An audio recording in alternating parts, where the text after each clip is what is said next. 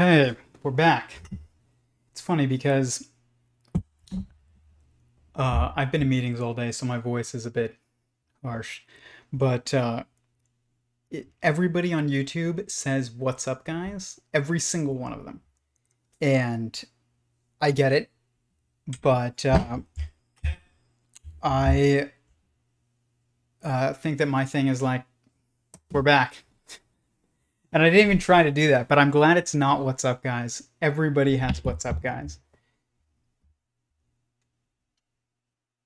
So I want to discuss science today, quote unquote, science, and this disturbing trend that most people have realized that people are using the word science to describe something that is the antithesis of what was originally the goal of science. They are using it as a substitute for the word true or truth. That's science. Okay, that means that's truth. The thing is, though, is that you can't say that's truth, most likely, in most situations, without idol worshiping. Basically, it has turned into an instance of idol worship. That's exactly what it is. And idol worship is one of the worst things that you could do, regardless of whether or not you believe in God or not, or you're religious or not, whatever you want to define yourself as, it doesn't matter. Idol worship is to hold something that isn't the absolute truth as the absolute truth by which you judge everything else. That's idol worship. And it is the most destructive thing that a human can do. Probably. And it is everywhere today. And it's infected our scientific systems, which have now become anti-science systems. Maybe we need a new word, but what has happened is that the universities have selected for people to ascend to positions of power in the narrative based on agreeableness. And science is the opposite, historically, of agreeableness. It is to challenge, to systematically challenge an idea. It is the opposite today. It is to not use any kind of system to challenge anything. It is the accepting of whatever is told to you. And then the labeling of that as truth via calling it science. This is horrible and is the reason why we need to basically leave our current scientific institutions behind. There is no saving the universities because of this. This is the linchpin. It's the problem that you can't overcome by firing the bad professors and keeping the good ones, because the incentive structures are the problem. They're what is selecting for students that don't challenge the narrative. I was a kid that challenged the narrative everywhere I went. I mean, that's just been the story of my life. And that sucked in school. It's not a good quality if you're going to just have an easy time just getting your work done and doing what you're told in school. It is the exact opposite type of personality that you need in order to be a consistently good student. But I don't even want to say a good student. A consistently obedient subject. It's a better way of putting it. And if you don't break that entire system of selective pressures, there is no salvaging the institutions. Basically, what you'd have to do is you'd have to decouple education from research. And the issue is that research is what results in funding historically until student loans basically have become what is being used for funding, which is why letting in maximum amount of people has become uh, the the new way to fund a university instead of getting research grants, because nobody's research is really worth anything compared to what it used to be worth in times of much greater progress, I'll say. So you basically have to decouple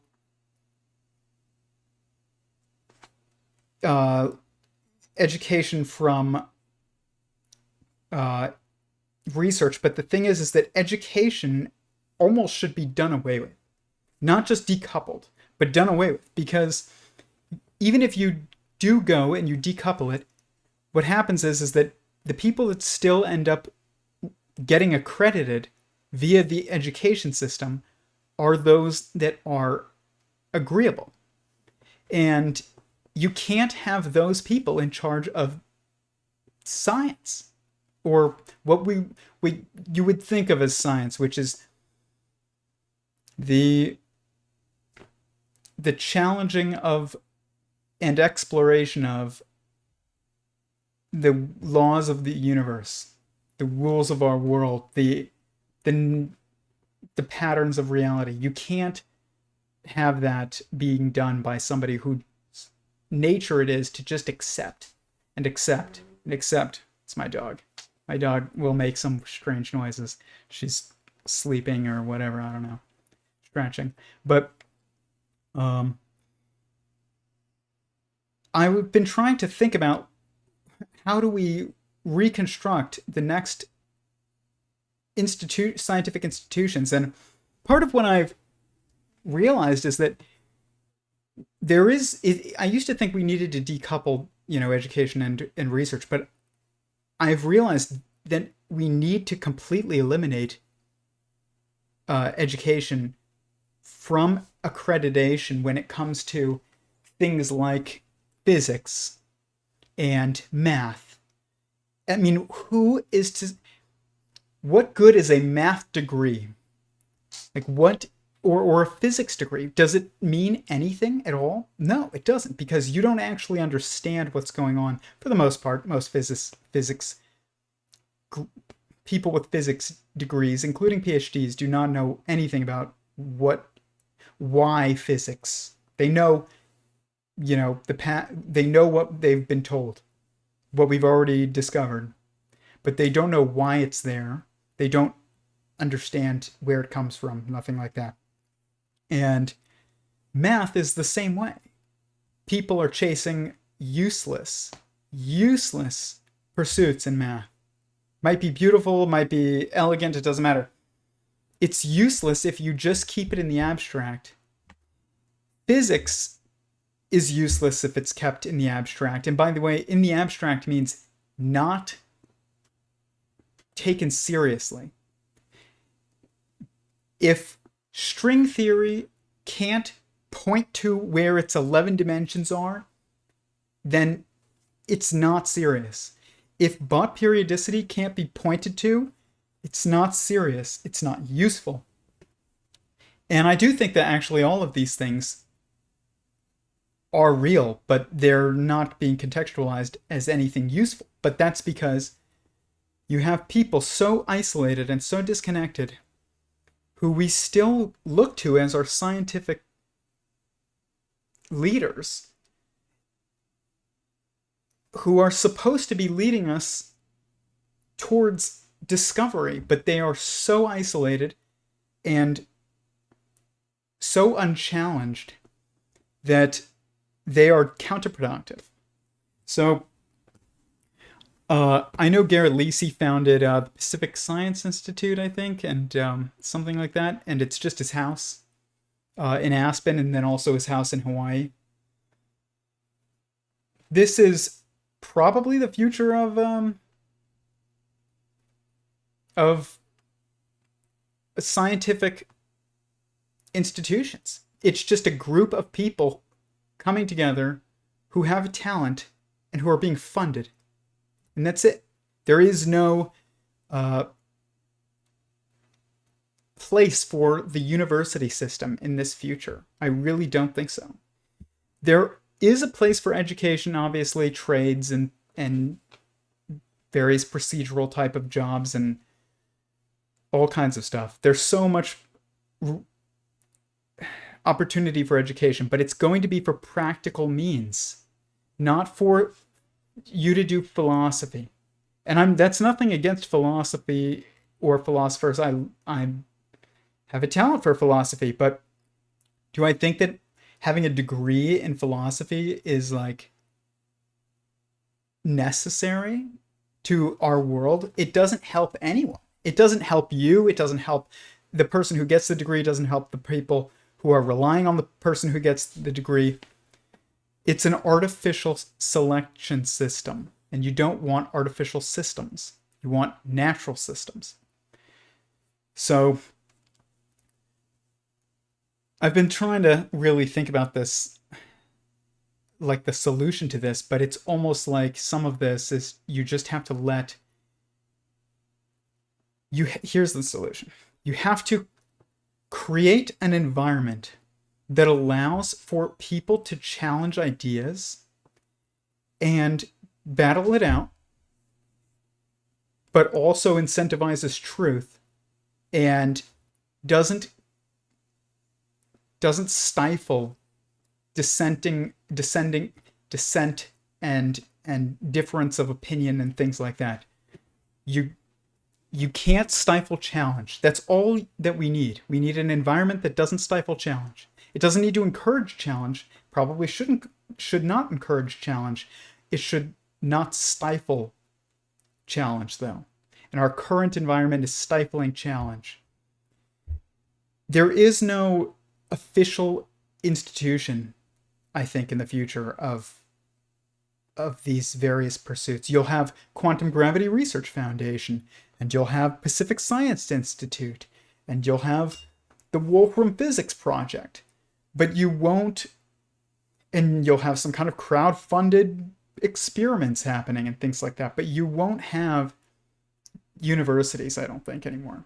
And I know that people think that a world without hierarchies is impossible, but it's not a world without hierarchies. Right now we have fake hierarchies. If you create an environment where challenge is not stifled, and you allow for people to, in some type of systematic way, fight to get their views out, I believe that they will. I mean, this project, Sentient Singularity Theory, is a test of this idea. I don't have a degree in physics, don't have a degree in chemistry, I don't even have a degree in biology, and I've studied it all my life. I don't have a degree in math. I failed algebra twice. But I have battled it out and battled it out and battled it out to this point, to where the work is starting to get recognized by people who are working on the next phase of science. It's not getting recognized by universities, and I don't need it to, especially if I don't think that that they're the future. And this is true of everyone's work. So sometimes I have people email me and they send me their experiment idea, or they want to talk to me about their theories, and I usually don't have time to, but I encourage them to, if they really believe in it, like, go for it. Maybe eventually I will have the time. Maybe somebody else will have the time. Maybe you just have to keep going until, you figure out a way to convey it well enough that it's meaningful to people before it's even finished. But I think this is the future. I don't have a degree in herpetology, which is the study of reptiles and amphibians. And I know some of the best herpetologists in the world. And I've worked with them before on studies, and I called one of them yesterday who's become like a mentor to me, and I discuss all kinds of things with them all the time. I never needed to go to school. It just happened naturally. I think this is the future. I don't think that we have specified institutions that are knowledge that are meant to be higher in the hierarchy when it comes to the reputability of knowledge, of facts, or whatever you want to call it. I think that we just need an environment that allows people to debate, but not just this open environment that people talk about normally. There's lots of things that we need that nobody's worked on yet. We'll talk about that on another stream. It's not just you can't just be like, we need open debate, because human beings have nature, and that nature is the reason that we continue to stifle debate, especially when things have no system to them. You do need a system. It can't be totally open, but you also probably need to get rid of these artificial credentials for things that are not procedural tasks or jobs, like being an electrician or something like that. And but to be a physicist, why do you need a degree to do physics? You don't need a degree to do physics. Most people who have degrees in physics don't do physics, even when they're trying. And I don't mean that to just rehash on the topic and be spiteful. I'm saying that as an honest critique of our current, I don't want to say scientific environment or even academic environment. I don't even know what academic means, but our current environment of the pursuit of truth. We don't have the right system for it. And I don't think the new systems are just better universities or even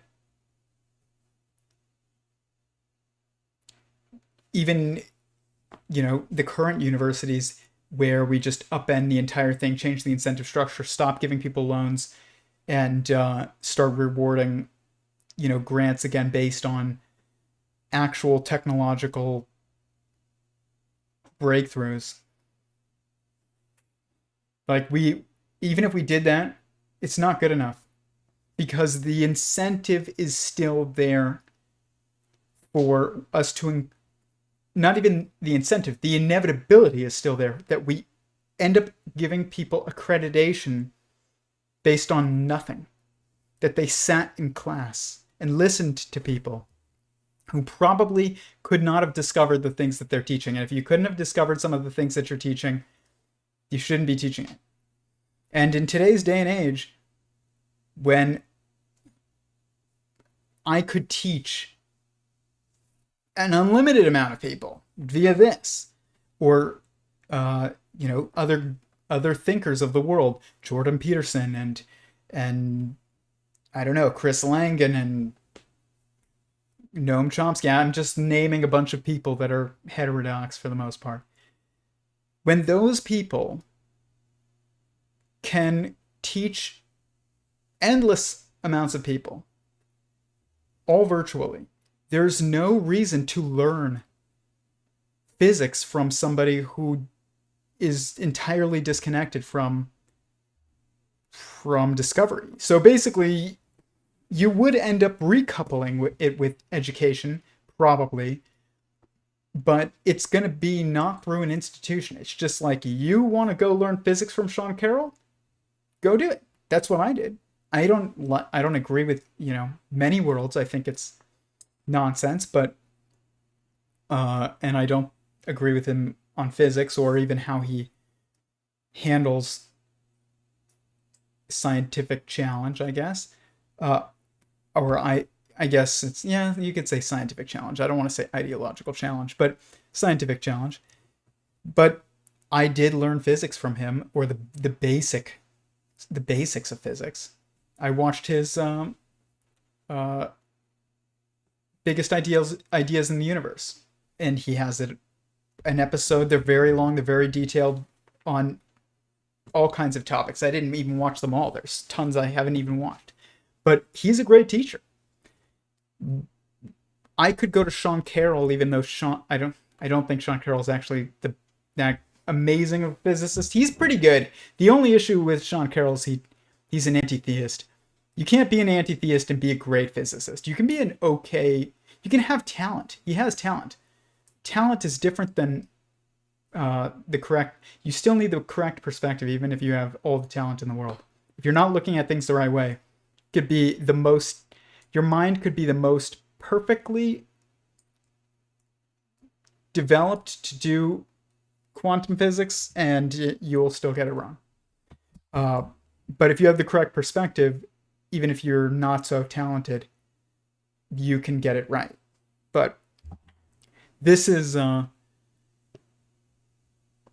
reality of quantum physics and everything else, really. But it's more easily demonstratable with quantum physics than it is with like sociology or something. But initially. But Sean Carroll has a bunch of great lectures. Why would you go get lectured by somebody who's not as good as Sean Carroll? Why would you go get lectured by somebody when Sean Carroll's Many Worlds turns out to be wrong? Why would you go get lectured by Sean Carroll? But until then, he's a great teacher. And also, he's great at teaching just the basics of the field that we already have laid out. As far as structure goes. Not why, but just pattern, I guess. This is a quark, this is a gluon, this is an electron, that type of thing. Pretty good to go to Sean Carroll, at least to get a general idea. But we're going to revamp everything in physics anyways in the next 10 years. But I think that this is the future of science. It's the end of accreditation. I used to think we needed to make new things. I saw this week somebody was like, some narrative on the right was like, we were so disappointed with the universities, so we made a new one. University of Boston or something like that. It just sounds like a typical university, but it's made the professors are like Ion Hersey Ali and like all these other people on the quote unquote right that are rejected by the current mainstream. That's good luck with that. Like, that's not probably gonna be a fruitful endeavor in the end, just because it's unnecessary. It's totally unnecessary. I saw this when I worked at PragerU, and people mock PragerU all the time, and they're like, it's not even a real university. You know what? I'm not the biggest fan of the overly political content of type of direction that they're moving in, but they still have some of the best lessons in those 5-minute videos, and they are better lessons and more important lessons than you could ever learn in a university. The 10 Commandments series is better than any class you could take at a university and much more useful. So, I just wanted to kind of talk about this because I hear a lot of people talking about it all the time. Eric Weinstein this week is at University of Chicago, I think, discussing economics, and he's trying to talk to people in the economics department about how we need to be using gauge theory to structure our economic metrics, I think. I don't understand how in the same breath you say the best economics department in the world, also they've got it all wrong, which is basically what he said. It's like, I mean, maybe they were, or maybe it's kissing the ring, but I don't know. I'm not making any claims. I'm just saying it could be those things, which I understand. But I think that the continued attempts to fix the universities, to get to make new academic institutions, to make new educational institutions for things like history and physics and biology and uh, government, sociology. This is a terrible idea. It is a terrible idea. I don't. We shouldn't be teaching anybody about politics and government at all in school. Like there should be no internet. Like my wife has a degree in international relations. What does that even mean? I have a degree in finance. I don't even think that you should get a degree in finance. Maybe accounting because it's a procedural job, but finance is not. Finance is something that if you are into it, you learn it very well.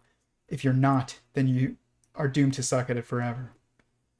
I be I chose finance because I didn't know what I wanted to do, so I was like, okay, I'll choose the field that makes, a decent amount of money. And then I thought about just how unmotivated I am by money and just how much I would hate my life just chasing dollars. And I did not go into finance. There was no need for anybody to go into finance. People who I don't even think that like to be a financial advisor should be something that you go to a trade school to learn how to do. There's so much change happening in the financial world all the time that if you do need to figure out the legalities of our investment structures, then you can go to a trade school. Like there's no reason to go and get a bachelor's degree for that. There's no it's a bachelor's of science in finance. What if that's a bachelor of science? Like what is science? It makes no sense. The whole thing makes no sense. Science is probably a word we should abandon. So is religion, though. And what I've realized is they basically mean the same thing. There's a Orthodox Jewish rabbi that I listen to sometimes, and he said, you should not pursue religion. You should pursue truth, pursue God, or godliness, but don't pursue a religion. Like, don't worry about religion. This is a guy who you would think would define himself as religious, but he does not. And this is very common with people who are quote unquote Orthodox, devout Muslims, Orthodox Jewish, Orthodox Christian. They don't think of themselves as religious. They just think about themselves as pursuing truth.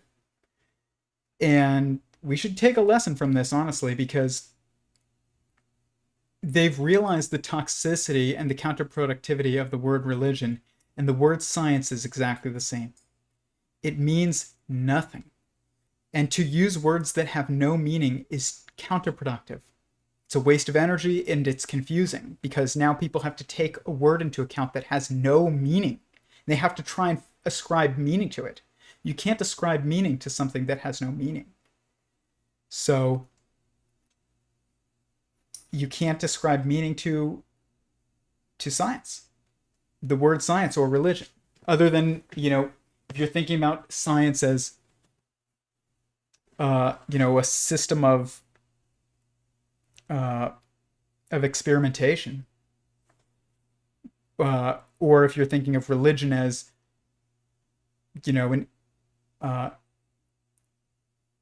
a more developed theological tradition and moral tradition, or social tradition, basically the intersection of all of those. But if it is your social tradition, your theological tradition, your moral tradition, why not just say that? It's much more accurate. So why not, as far as science goes, just say what we mean instead of using a word that sounds like It's honestly just used to convey prestige. That's science. I'm a scientist. It's like everybody pursues truth. How is science not just the pursuit of truth of the world? Everybody can be a scientist. I once was in a Discord discussion, and these people with degrees in physics and math were being hostile to my work. What's new? And they they basically had said, how do I said pseudoscience was a stupid term, and they said, well then, if it's not pseudoscience, what would you call it? And I said, if something is not true, then it's just, I said probably bad science, but that's not the best way of describing it, but it's better than pseudoscience. It's just poorly done science. Incorrect. That's what we should call it. If something is wrong, we should call it incorrect. But there is no line between pseudoscience and science. Where's the line? There is no line. It's just used as a club to keep everybody else from joining at the top of the ivory tower, and to maintain a position of authority, to think that there's a difference between science or pseudoscience, and to even think that science is a word that's useful. I mean, the only thing that it's starting to outlive its use. I'll say that it's a little bit useful still, but I think it's honestly more harmful than it is useful at this point. I hear it used incorrectly more often than I hear it used correctly, and it doesn't matter if you have a degree in physics. You can have a degree in quantum physics. I've heard you use the word science in a way that was idolatrous, not just wrong by saying something like bad science, but idolatrous as in truth, unchallengeable truth. And I don't think we even really need a word to replace it, but we might, because science was used as a word basically first as systematic experimentation, basically, according to the scientific method. It was a method of experimentation, then in order that you could do to understand the world, aspects of the world. But then science became a word to describe the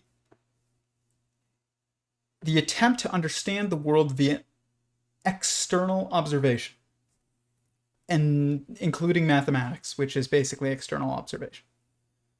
Not through looking inward, but through looking outward, through telescopes and measurement devices of all kinds, and mathematics, all kinds of things.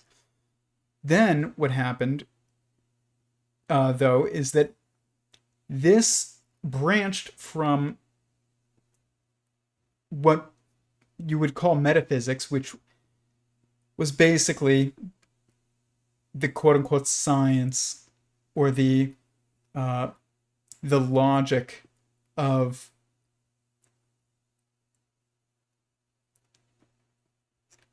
what people call religion, which is a terrible word, but of theology. It was the mathematics of theology, I guess you could call it. And they've branched, and now we've divorced it from theology and quote-unquote science, and the only way to make progress is to merge the two again together. And in order to do that, probably need first maybe a new word, which would be something that would convey that basically relating to human interface with the natural world. So morals, sociology, like where's the intersection between sociology and biology and physics and morality? Like that space. I know Kirchai Mongol has a word that he has come up with for this, and I think it's abigenosis, something like that. Um, abigenosis.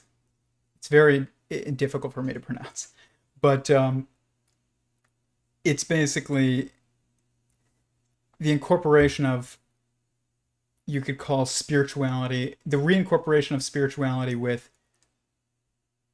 reason, and the remerging, which we have to do in order to move forward in quote unquote science.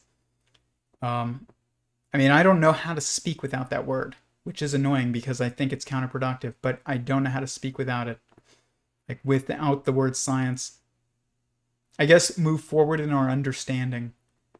That's probably what you would say. But the thing is that people will say, well, that could be understanding of anything. But the thing is that where we're going, it is the understanding of everything. So it works still. But to move forward with our understanding of the cosmos, we need to probably ditch the word science and merge reason and logic with and experimentation with consciousness, which you could call spirituality. That is what to say. A science of consciousness is a science of spirituality, which is metaphysics. We're just going for full circle, and we either have to relearn how to speak without using these terms that are counterproductive, like religion or science. Like it's funny because I say this a lot. I say religion is a word invented by atheists, really anti-theists, to describe something that they don't understand. And that's true. But now even people who are aware of God also use the word religion, which has confused everybody. But science has gone the same way.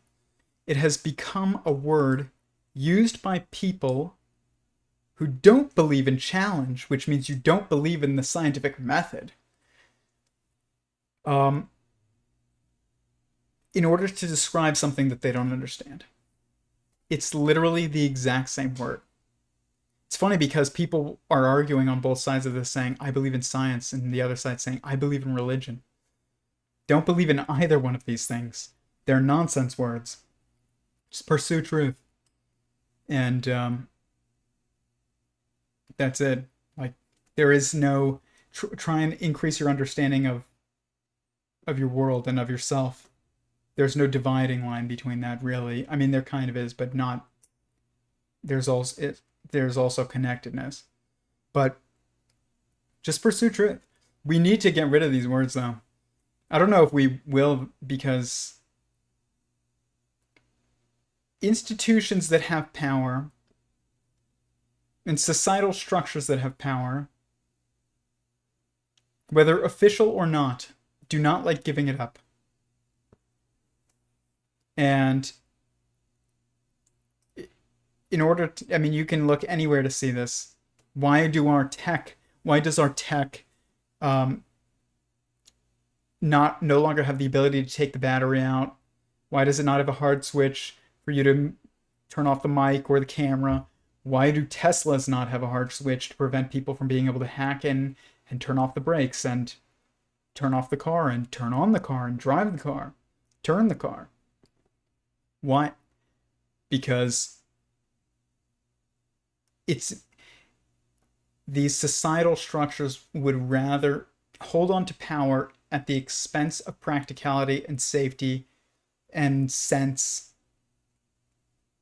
rather than relinquish power, even if it makes perfect sense.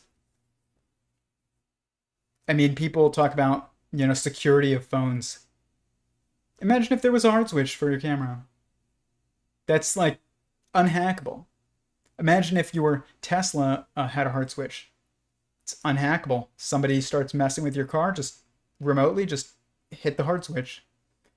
They'll never do it, though. And I mean, if there's one law that we should pass on tech, that should be the law that all mobile devices have to have a hard switch for essential systems. But they'll never do it, um, because power. They're these structures don't want to give up power, and the people involved, and it doesn't matter what the cost. That's true of our academic institutions. That's true of societal structures that are not defined, that take advantage of words like science and religion. It's almost like we need to, it's not even like we need, it's like there's no way for in mass to take back control of even of our own language and our own everything that happens with tech. And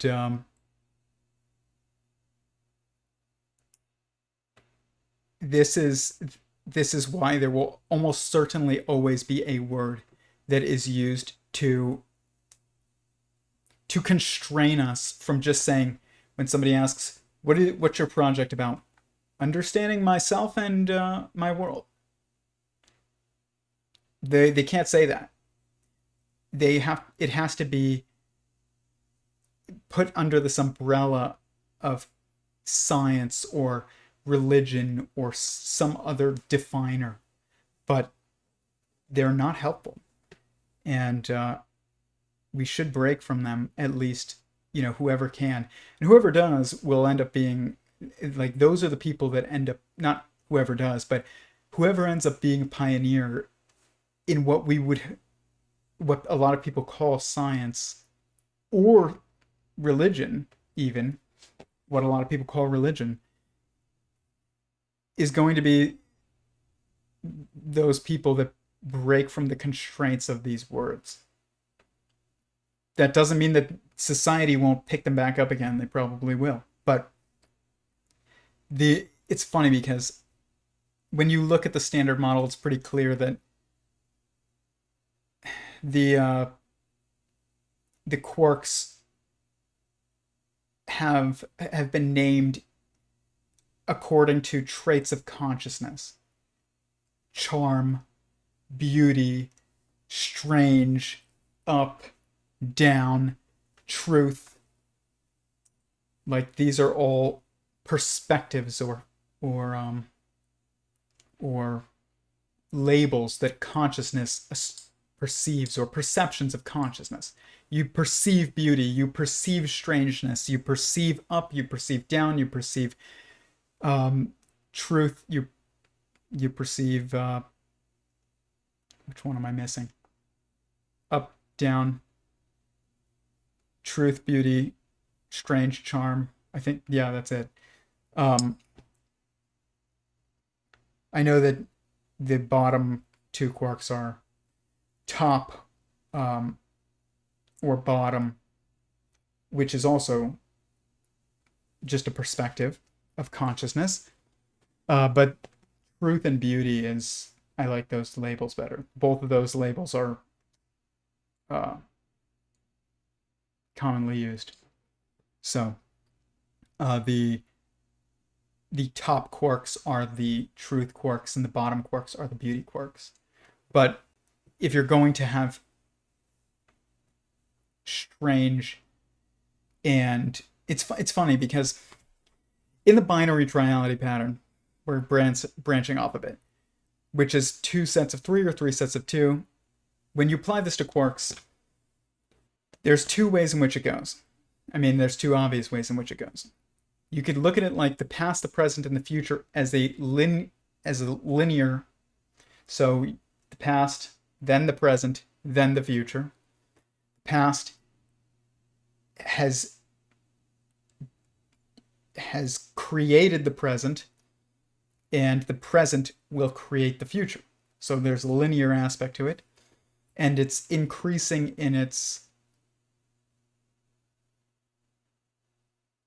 manifestation, I guess.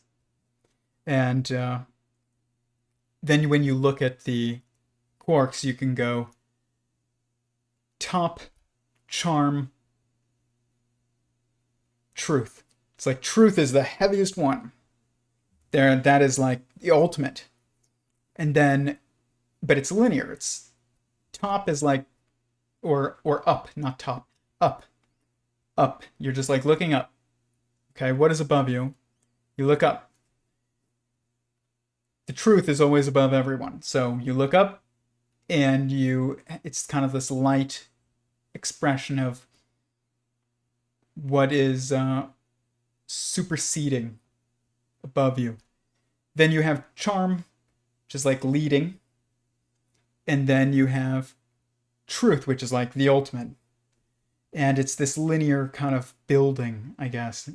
At least that's how I see it. And same thing with down, strange, and beauty. It's like beauty is where it's at. Strange is still attractive though, because you're just like, well, that's strange. Like, let me get a second look.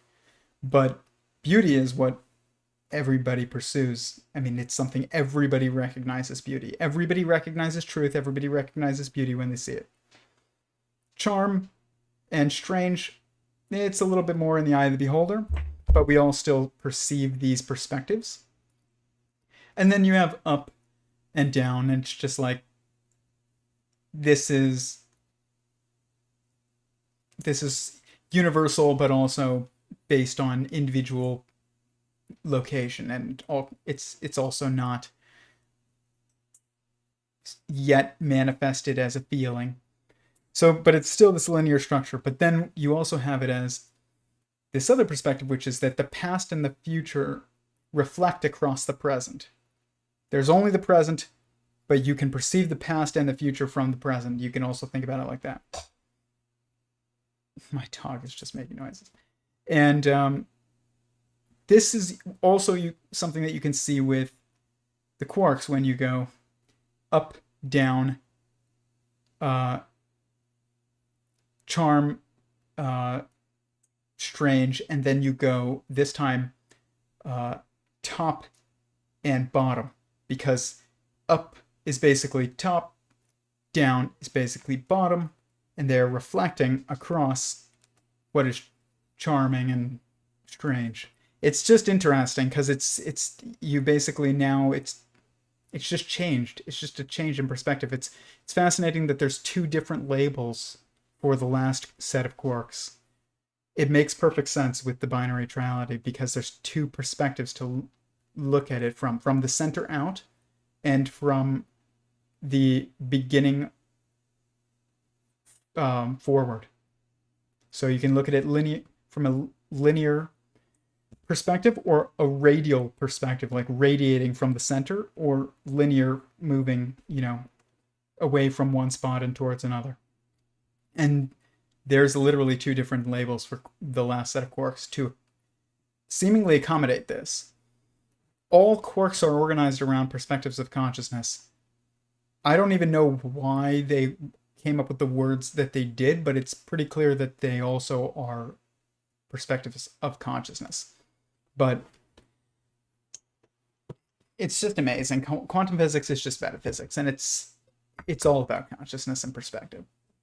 It's crazy how lost we are. But it's because we started saying things like, that's the science. But what does that mean? If the standard model is the science, that's just science. That's just fact. It's like, well, what is that? What is that fact? Like, what is even a charm quark? How is a charm quark science? It doesn't make any sense. Definitely need some chapstick. But I think we're going to get rid of all official learning of physics and things like that. And I think we should. I don't think we will. And I think that unfortunately, that's going to cause like the worst idol worship ever.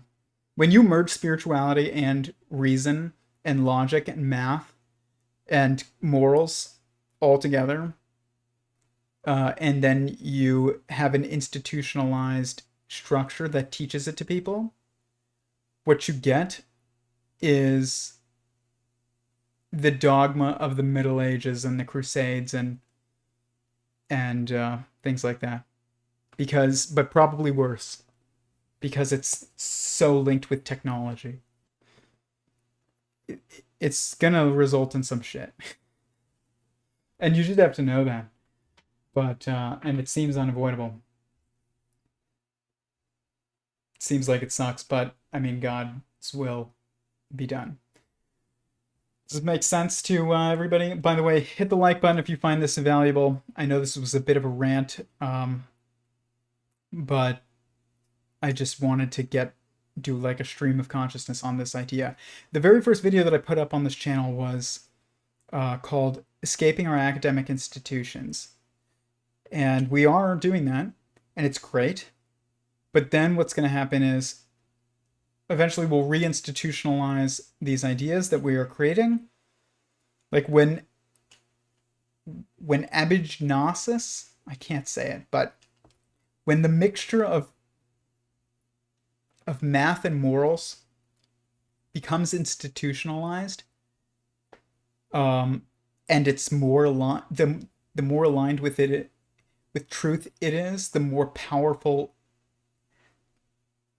the tyranny that comes from it can be. But at the same time, it's still requiring of the lack of understanding of the people who are in the driver's seat, which is always because of the institutionalization of learning itself. Unless it's a procedural job, there's no reason to have schools. They are terrible for us.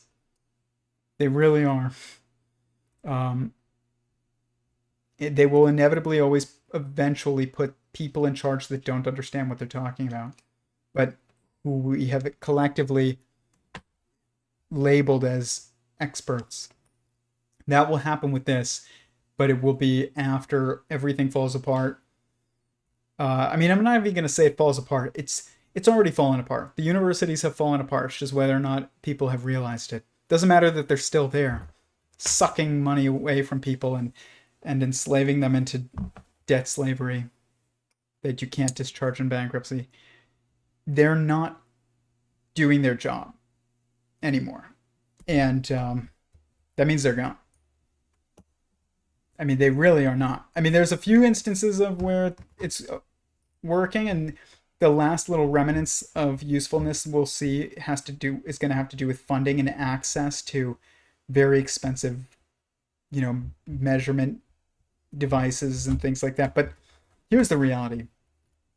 You don't need all these gigantic particle accelerators and things like that anymore.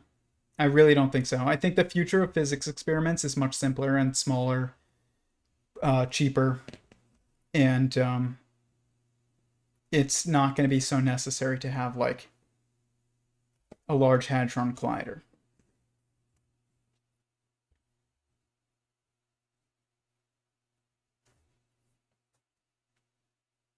Trying to think of what's in the news this week that I wanted to talk about. A lot.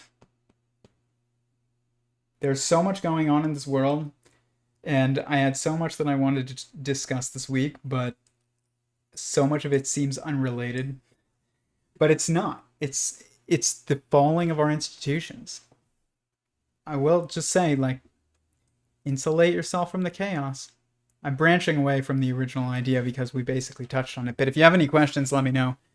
But I'll sit on here and stream for a bit more time. I am working on my paper. I'll just go through some updates. Working on my paper for Sentient Singularity Theory. I have shared the abstract on here before. And let me pull it up. But hoping to have the paper done like pretty soon, but it's tough to decide which models need to be included and which models don't. I said this in in the second video that I made on here, that was me introducing this project, on the second video on this channel. I highly recommend watching that. It does explain a lot of this work, but it was before it even had a label. It was just, I had like a placeholder name and for the project, and it didn't have, there wasn't even a name of the theory. I didn't think it needed one until I realized nobody else's name encapsulated the essential nature of existence. That's when I came up with a name, but that was like over a year later. This wasn't even intended to be like a specific theory. It was just intended to be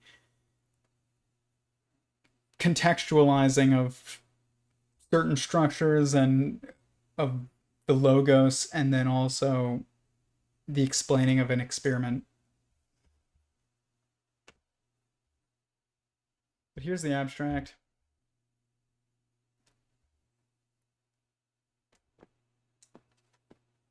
Sentient Singularity Theory describes the totality of existence as a singularity of sentience that is creating additional sentient singularities within itself. Each sentient singularity perceives four entangled primary perspectives. These four primary perspectives of inside, outside, separate, and oneness are entangled to form instances of perception of the instance itself by the instance itself.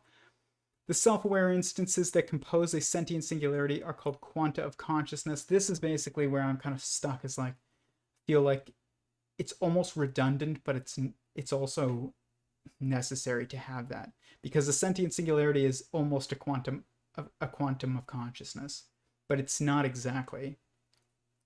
Given that and because a quantum of consciousness is a superposition structure, sometimes it is a sentient singularity and sometimes it isn't. That's why it's tough. Given that a sentient singularity's instances of consciousness are built of entangled perspectives, and that perspectives are perceived in instances of consciousness, it seems instances of consciousness and their entangled perspectives that inform them are simultaneously created of and created by each other. This pattern results in oneness of mind composed of the union of a single hedge string of consciousness or bundle of consciousness, built on an assembly of entangled body points or strings of perspective. This united head-body pattern of singularity informing and informed by an entangled assembly of perspectives is the universal and fundamental pattern of existence. And it just says, beyond the beginning, consciousness exists, and existence is consciousness is conscious, and consciousness is one. And there's so much here. This is just a draft, and there's a lot. I have various papers. It's like 3 papers that are going into one. This is just one of them. And it's not even all of it.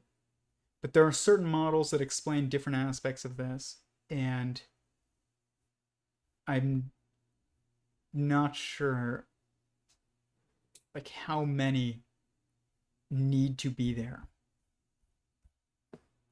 Some of them, like my model of the states of matter, are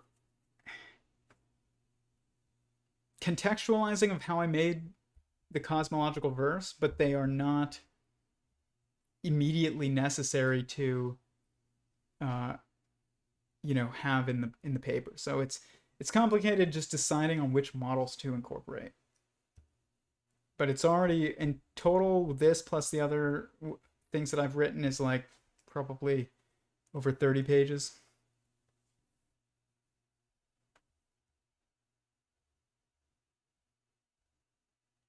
But that's the most important part.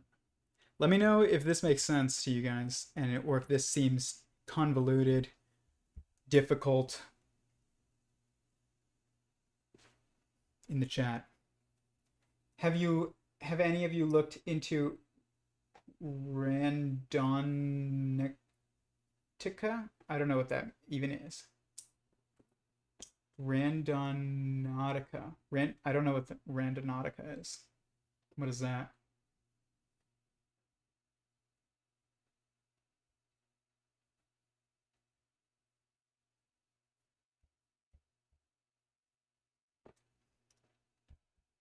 Getting new grips made for my gun. tiny, tiny, tiny gun. I can't show it on live though because YouTube doesn't allow you to show firearms on live. But it's like the smallest gun in the world. This is what it looks like.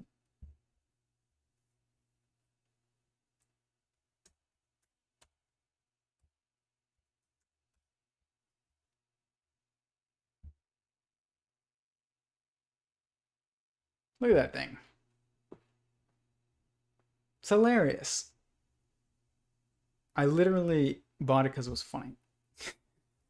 But also it is useful because it shoots 22 long rifle, and it's the only gun I have that shoots 22 long rifle. But it's very, very small.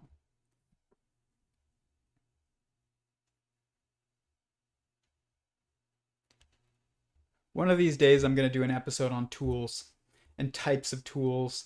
But the thing is that in order to do that, I'm going to have to probably film it not live. Because you can't hold a firearm. Which is stupid because you can hold a sword. But you can't hold a firearm. You can hold knives. You can't hold a firearm. You can hold a bow and arrow. But you can't hold a firearm. Makes no sense.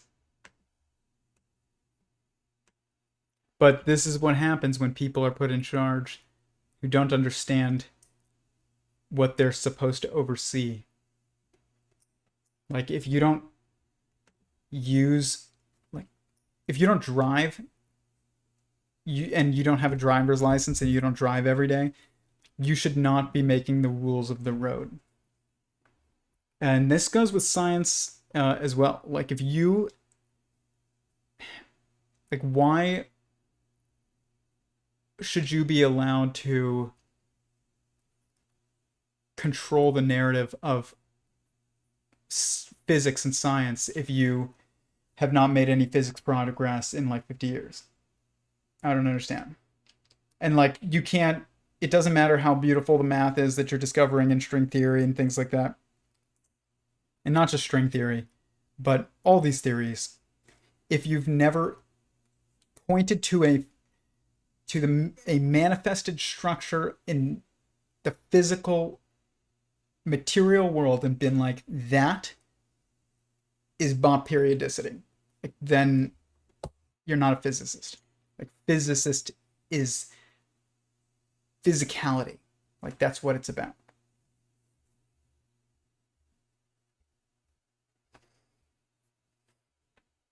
Don't send your kids to college. I will not allow my kids to go to college unless they want to pay for it themselves.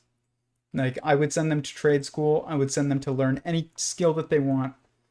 But I would never be able to do this if I went to college for physics.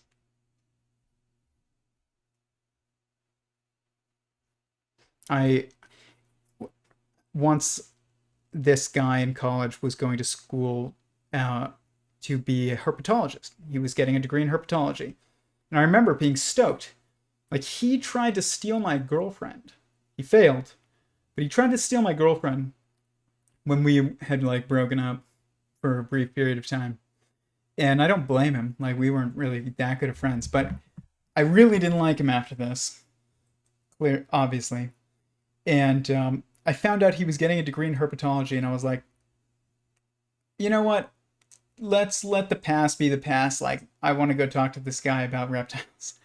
And I go and I tried to talk to him about it, and he could not keep up at all.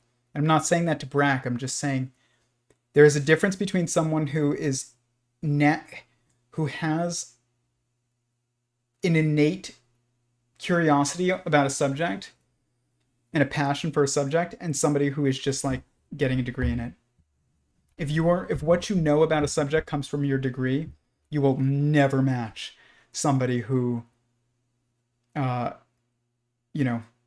spent their childhood memorizing the Encyclopedia of Snakes. But this is why I didn't go into to flip it the other way. This is why I didn't go into finance, because I knew that I could never match people that actually liked money.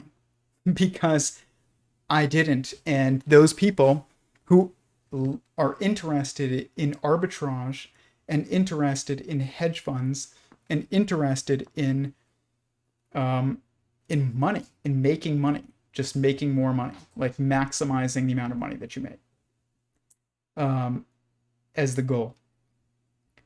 I could never compete with those people in that field, in the field of finance, because they're passionate about it, and I wasn't. Like, you got to know that your degree is not enough.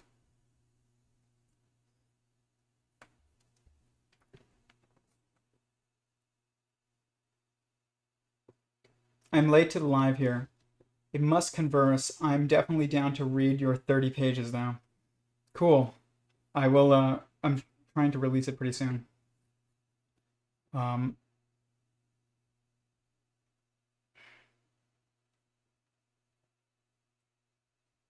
it's an app based on randomized algorithms or something like that, and also requiring intentions. Interesting. So basically, that your intentions influence the algorithm. That's definitely true, by the way. Like, I don't care what anybody says. It's a real thing.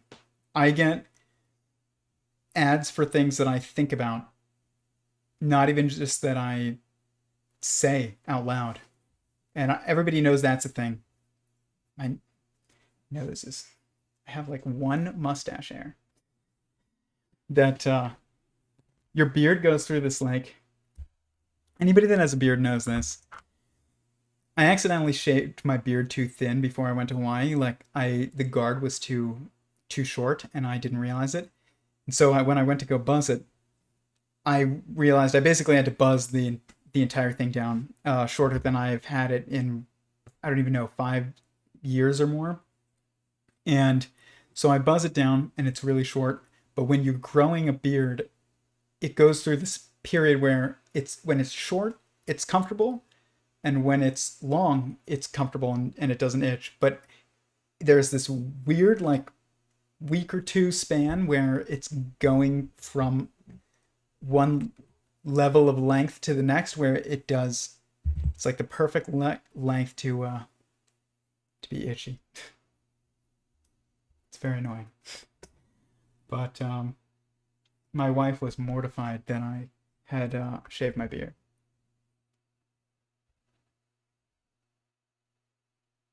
I came out looking like 5 years younger. Um, yeah, I mean, your intention absolutely, like, everything is entangled. Everything is entangled. And if you are changing information, I don't want to even say in here, but because it's not in here. This is your brain is the physical manifestation of the the of a model of the information processing that's happening. It's not actually there. And it's showing an entanglement structure like a knot, because that's what it is. It's this string of information coming from your eyes, this string of information coming from, all the different parts of your body that are feeling, touch, smell, taste, and it's all coming and entangling, and that's why your brain looks like an entangled thing. There's a word for this, where when things look like what they look like something, it usually means that they are associated with that thing. It's like mushrooms that look like a brain are good for your brain. Like, they're good for they have the right nutrients to help with cognition. That is definitely a thing. But this is way more of a thing when it's actually the structures of your body. So you're seeing information processing manifested materially, and but it's not actually in your brain. It's just, that's the entanglement point of all the various perspectives. That's why it says in Sentient Singularity Theory,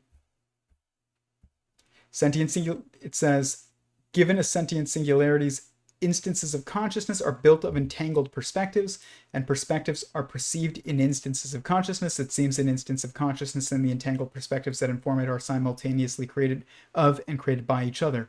Your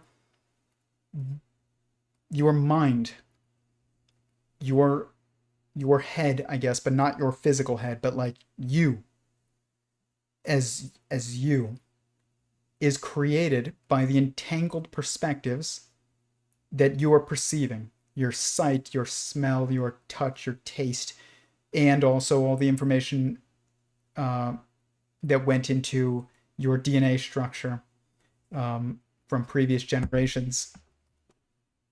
Everything that's going on around you, it's all resulting in perspectives of information that are then entangled in such a way to organize them into a hierarchy and categorize them.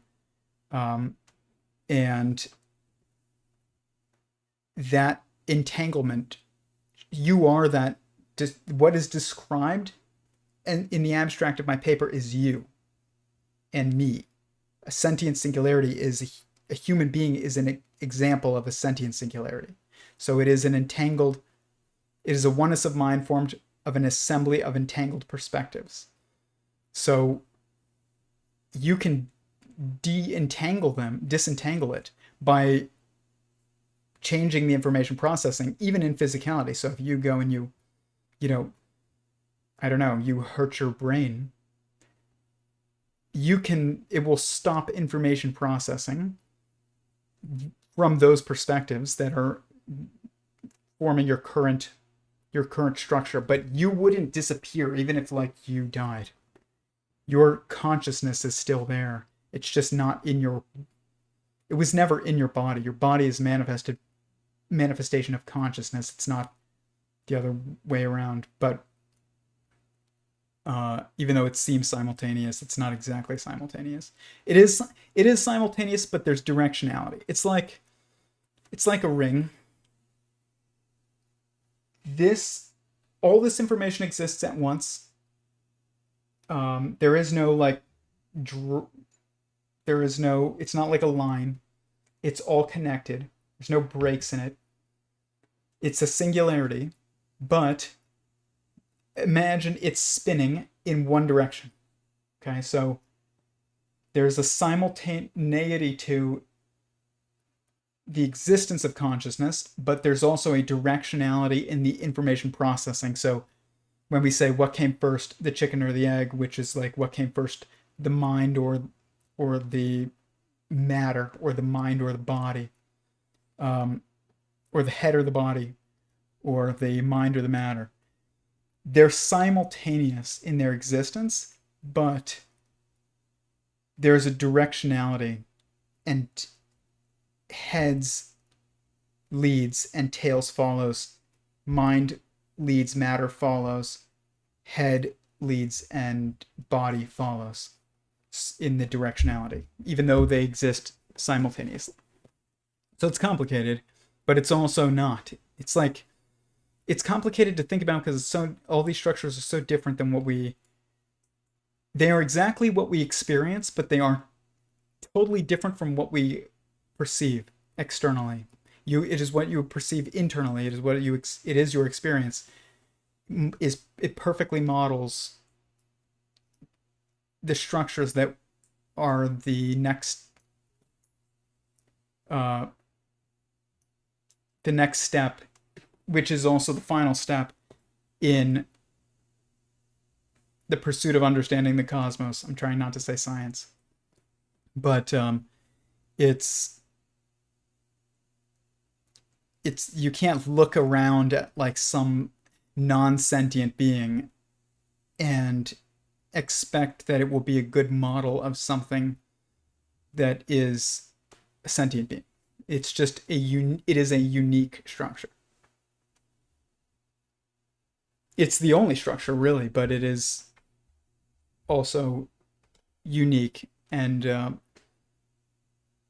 not perceivable externally. It's only experienced via first-hand perspective. But let's see here. You're a great candidate for the Randonautica app. I would definitely try it. I'll probably look into it. It's There's no such thing as randomness. There can't mathematically be any such thing as randomness. It's all just randomness is your inability to perceive cause. It's not just the inability to perceive a pattern. It's the inability to perceive the cause. So, and sometimes it's the inability to perceive the pattern, but even then, if you were never able to perceive the cause, you would still just have a random pattern. But when I say that, I don't mean like a pattern that has no pattern. I mean like a pattern that exists randomly. Even if it's an ordered pattern that exists randomly, it would still be it is not just the inability to perceive a pattern, it's the inability to perceive a cause. Robert Edward Grant, I think, says it's the inability to perceive a pattern. But, and that's, I get why he says that, and it's true, but it's not the ultimate definition. I think it's the inability to perceive a cause. Because if you perceive the cause, then you can perceive a pattern. If you perceive the cause of me dropping this, the pattern is able to be predicted, which is that this will fall. But it is the perception of the cause that allows you to even perceive, to understand the pattern. Or to perceive the cause allows you to understand the pattern, even if you also could see a pattern, not understand where it's coming from, and still be able to use it to make predictions. Usually, which that happens. People do that in physics all the time. Pretty much everybody does that in physics. If nobody thinks about what is the cause. Even Stephen Wolfram was like discussing, and I'm not done with it yet, but with Lex Fridman, that he thinks he's going to be able to answer, and I don't know if he proposes it in the interview because I'm not finished with it yet, but he thinks he's going to be able to answer, why does the universe exist? And I don't think that he'll be able to answer it. Like, honestly, I think that he'll be able to answer why the universe exists the way that it exists to some degree. To some degree. Like, you can do a lot, but I don't think that, like, the cause is a causer. It is a someone. And if you don't realize that, then it's hard to make that prediction. But he is going that direction already. I mean, he's talking about where I'm at in the interview. He's talking about the weight of a soul. And we're going to talk about this because there is something to this idea, but it is, I have an experiment idea for this, and it has to do with the weight of a soul, but it's not. But people have it wrong. I'm not going to get too into it today, but I'm just going to say people think that the soul has weight. In the past, they've thought that it seems intuitive enough.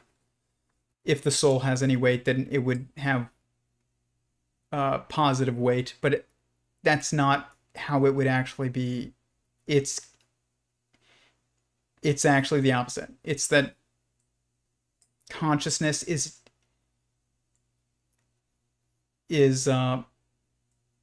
consciousness makes you more self-animated, which makes you have negative mass. Like the soul gives you negative mass, not positive mass, is the case. This has already been perceived in experiments. We just didn't realize that that's what we did. In regards to mass defect, that's what it is. But there's more details to it regarding why it's happening, and it's a cooperative action, so it's not just one actor acting, it's two. So you need to first that question answers what is gravity, essentially. And it is a conscious action that is done to provide the animating energy of sentient singularities by the ultimate sentient singularity of existence, which is God. Like, it's a conscious action. It's not just a phenomenon that happens. Like, there is no... If I don't touch this microphone, it's not going to change. It's not going to move. This pen, if I set it here on the desk and I leave it, it will just stay there. But if I push it, it will move. And that is exactly what happens with reality. There's no force without an actor applying the force. A conscious, and there is no actors that are not sentient singularities.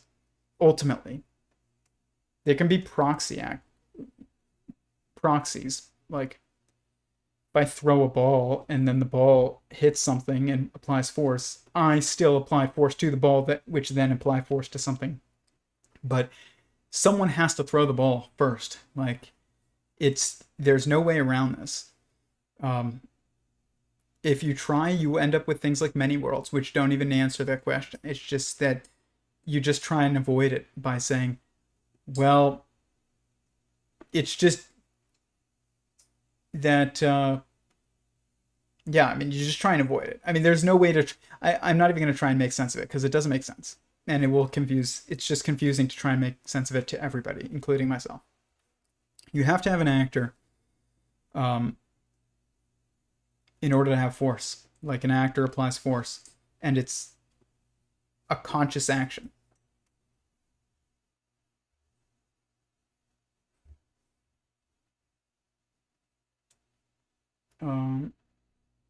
Reminds me of when I met a herpetologist as a kid. There were many things that I knew that he didn't. It was like he only knew the basics, but somehow he had a doctorate. Exactly. Exactly. They're just... this is what happens from our academic system. It doesn't act. It's not actual hierarchy of competency. It doesn't produce an actual true hierarchy of competency. And that will happen naturally whenever there's an environment available that allows for it. And it's easier when the environment is not dissuasive. It should not be persuasive. That's what we currently have, is an environment that is encouraging people to pursue things. We should not encourage people to pursue like physics or STEM. It's like people are always saying, like, how do we get more women into STEM? Why are you trying? Like, that's the first question. Why not just make an environment where they can study whatever they want? Like, if they really truly have a passion for it, and don't encourage them to go into something artificially. Just let them, like, you will get those rare ones that have the spark for whatever topic. But to encourage people to go into a field is counterproductive for everybody's progress. It really is.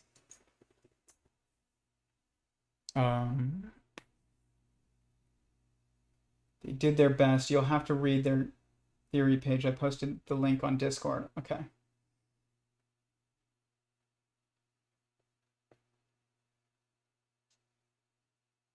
Link it.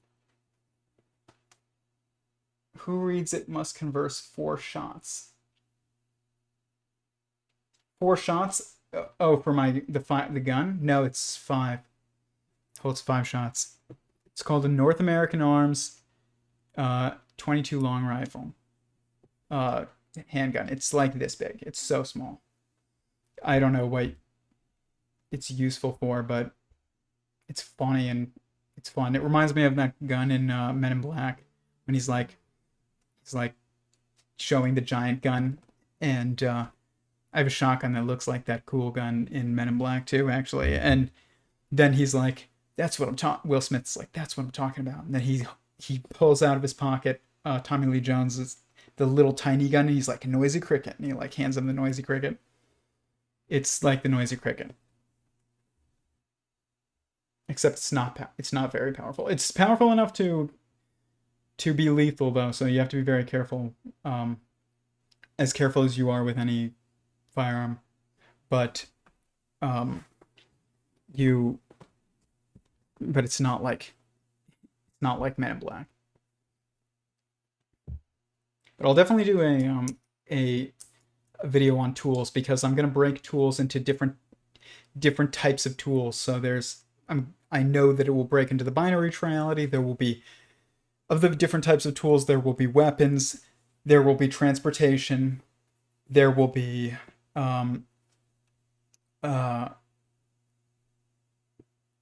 sanitation. Let's just do this actually right now, a little bit. Speaking of tools, this knife is, everybody should carry a pocket knife. That's what I'll say as far as like my intro to tools. Just carry a little pocket knife and go to Blade HQ. They're not paying me.com. And you can specify the length of blade, whether or not you want it to be a folding blade, whether or not you want it to be a fixed blade, what color you want it, what blade shape you want it, what price point you want it. And it's not meant to be a weapon. It's just a little tool that you can open boxes with, and it will save your ass in certain instances of, inconvenience. I have saved the day so many times with a little pocket knife. But this knife is the weirdest knife I've ever seen. It won Best Design years ago, and it's called a snap lock. And this spreads. Wow, I did it way too fast.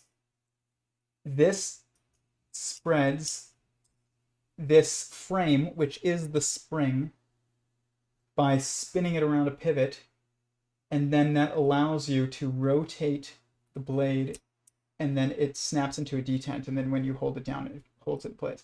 It's just a little pocket knife. It's like a great little, letter opener, box opener, and it has like a little key ring thing here where you can basically hook that onto your keys. But everybody thinks it's a very slow knife when you watch all the reviews online, but I have found that it's actually it's the fastest knife I've ever seen, but I've never seen anybody open it like I do. Just basically, that's it, slowed down, but you can, it's hard to do it at this angle, but I can't do it while I'm holding it up like that, but it's basically it's very, very fast. I can't do it while I'm holding it behind me. Here we go. Holding it like this is, or the camera is not working. Whatever. I can do it when I'm not doing it for the camera, but it's a very cool knife. But I will say, if you do decide to go with this one, even though it's very practical, you will cut your finger on it 100%. I do it every few years. I cut myself at this point, but when I first got it, I cut myself all the time, because you fidget with it and it pinches you and it hurts. It's very cool though. It's rare that somebody does something truly innovative in design with anything, whether that's like tech or a car or a pocket knife. It doesn't matter what it is. But this is truly an innovative design. It's brilliant.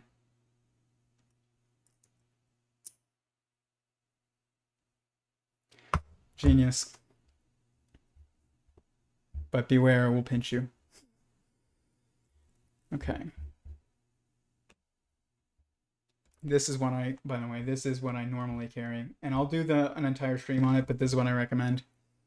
Leatherman Skeletool, tiny little super useful knife, and pliers. Especially if you're a man, you should absolutely have a pocket knife on you. There's no excuse for this. Like, take your power back. Be able to open boxes that no one else can. And it has a screwdriver. I fix things probably 5 times a day with this. I use the pliers, I use the screwdriver, I use the knife all day long.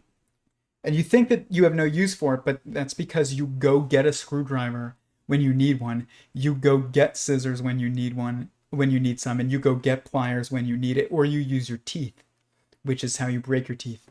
I have to never do any of that, and it's great. Like once my wife got into a car accident and her bumper was hanging off of her car. It's like plastic bumper because it's a modern car. and she couldn't drive her car. And I whipped out that little tiny knife and I cut the bumper off her car so that she could drive her car. And then once last Christmas, we weren't able to get a Christmas tree, and we went to the Christmas tree plot, and there was only like 2 Christmas trees left, and they were massive, and they just left them, and they were like, you can have it if you can bring it home. They were so big. I live in an apartment. We wanted one like 3 feet tall. And I took I had a steel toe shoe on, and I took my shoe and I took my knife and I batoned the basically like chopped the tree into smaller pieces. I scuffed up my shoe, but I got us a Christmas tree. There's no way you would be able to get a Christmas tree if you didn't have that knife. And that was like, we almost didn't. It's not. It was. That knife is like 2 inches. Tools would be a great topic subject to bring in. Yeah, I'm definitely gonna do it because it is what extends a consciousness's ability. That's what it is. Like it's when you're holding a firearm, that firearm is part of you. When you're holding a knife, it's part of you. When you're holding a stick, it's part of you. A spoon, it's part of you. A vacuum cleaner, it's part of you. But just to prove, and I have not even looked at this yet, but let's just look at this. Let's go to the binary triality. Let's add in a new one called tools. I can't believe I've never done this.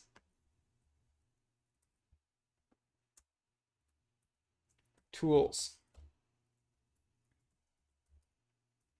Okay, so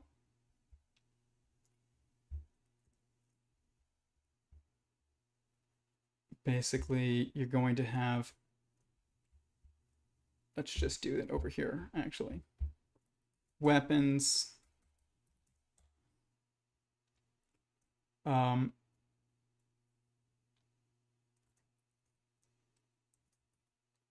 sanitation, like vacuum cleaners, mops, brooms, brushes. Then you would have transportation, like cars, trains, planes, boats.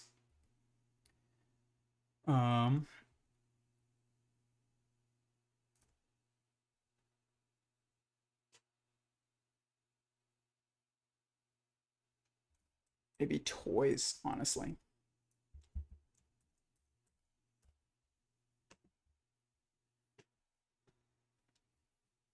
Which are tools for the sake of enjoyment. We need 2 more.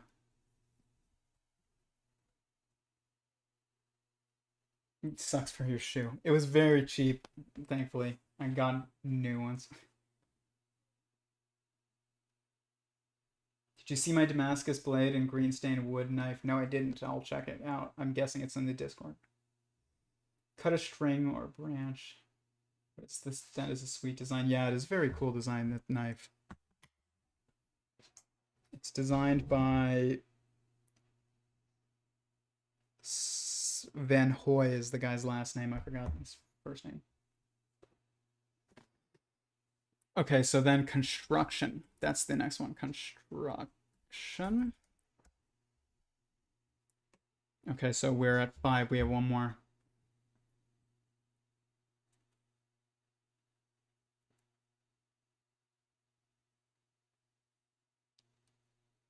Probably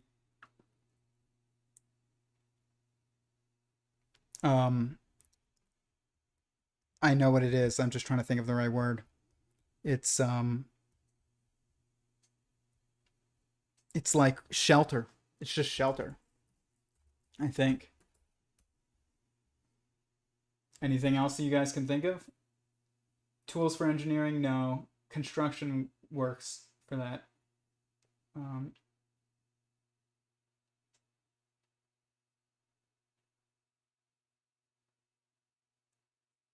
I think that's everything. You have tools of what's another word for shelter?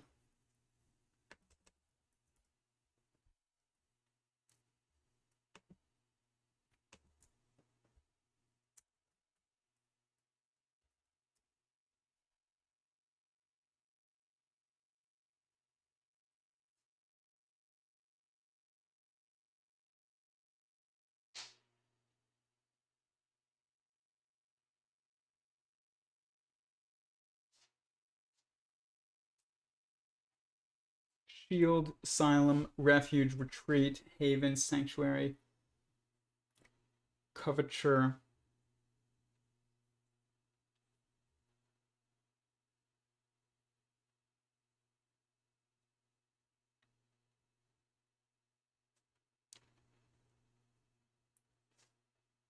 Maybe barrier.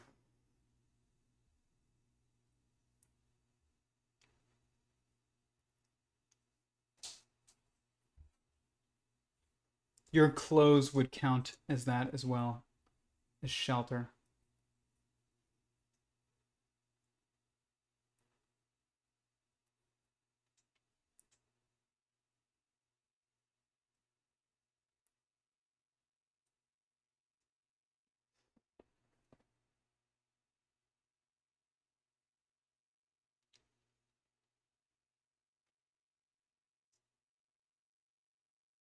Yeah, we'll just go with that for now. So basically, what you would have is weapons and toys would be two opposites.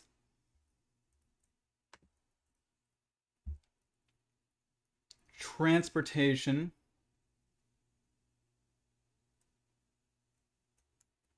and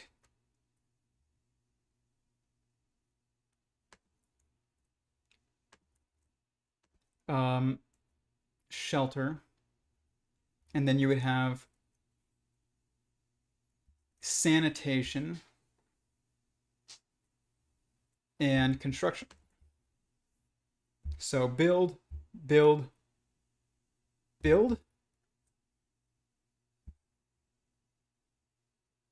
Um, this would be dynamic, static,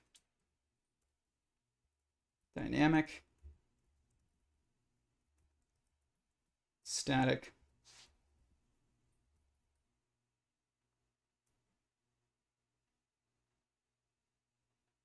and then dynamic and static. Kind of. Or it'd be like negative, positive,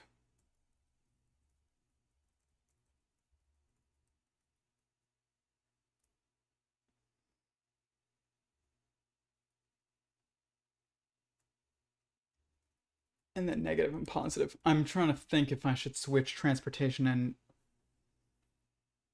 shelter though.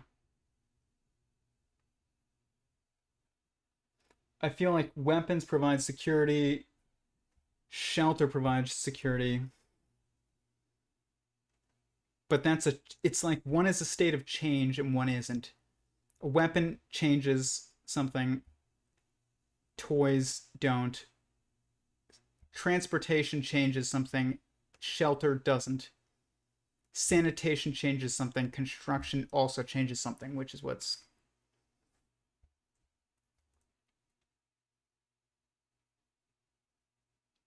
But definitely sanitation and weapons are kind of similar. Kind of. I mean, you build a clean place. Like when something is needs to be cleaned, like you build cleanliness. You don't really like kill dirt. You don't like eliminate the dirt. You move it, which is to.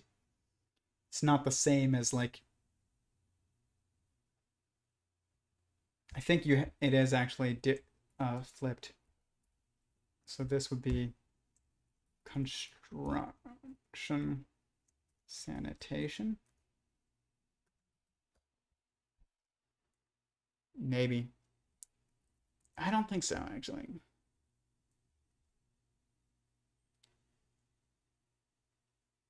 Like toys are mentally constructive. Kind of. I mean, if you're imagining something, but if you're just using a toy that's just purely enjoyable but isn't, it's not like you're building Legos or something like that. It's like you are, I don't know, you're just spinning a top, I guess. I have no idea. Something that's not, doesn't require imagination or or constructiveness. Like that is also a toy. So not all toys are constructive, actually.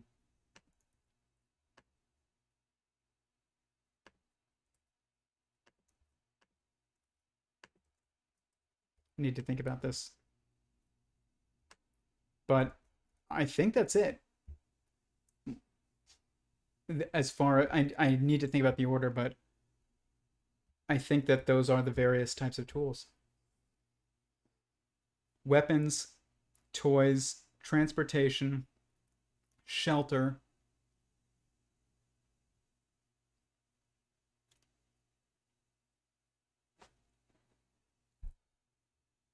construction, sanitation.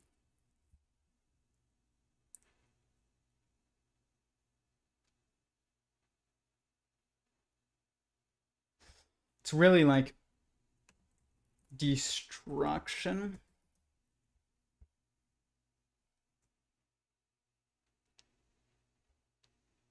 um, isolation, construction, sanitation, and then toys would be for um,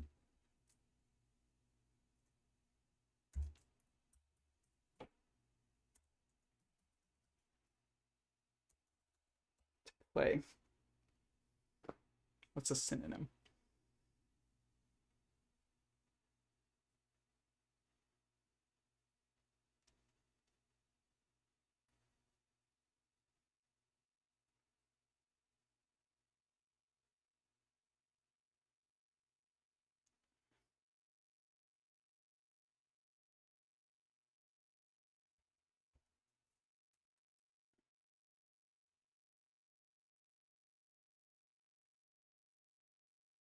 Jollification.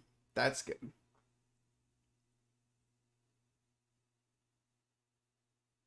Or recreation. I'll just do that. That's what the purposes of tools are. Just like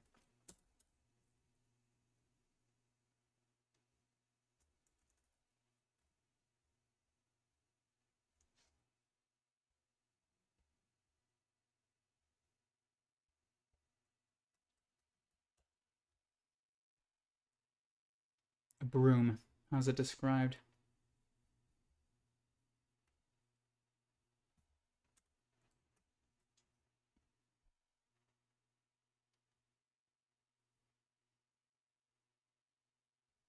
By the way, I have this brush, this like, oh man, where'd it go? That broom that's like was there for a second. That's oh, there it is.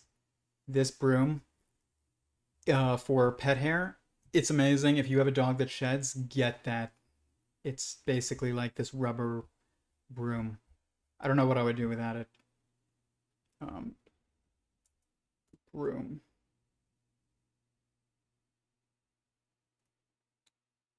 Definition.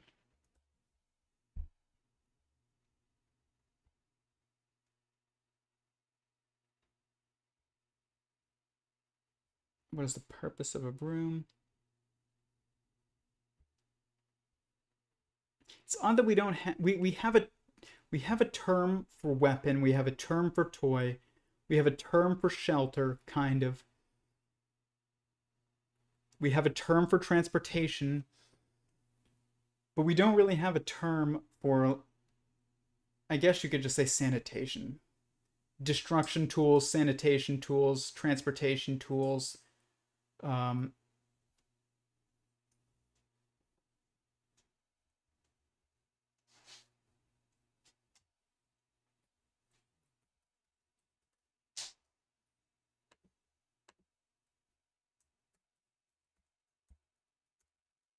purpose of shelter.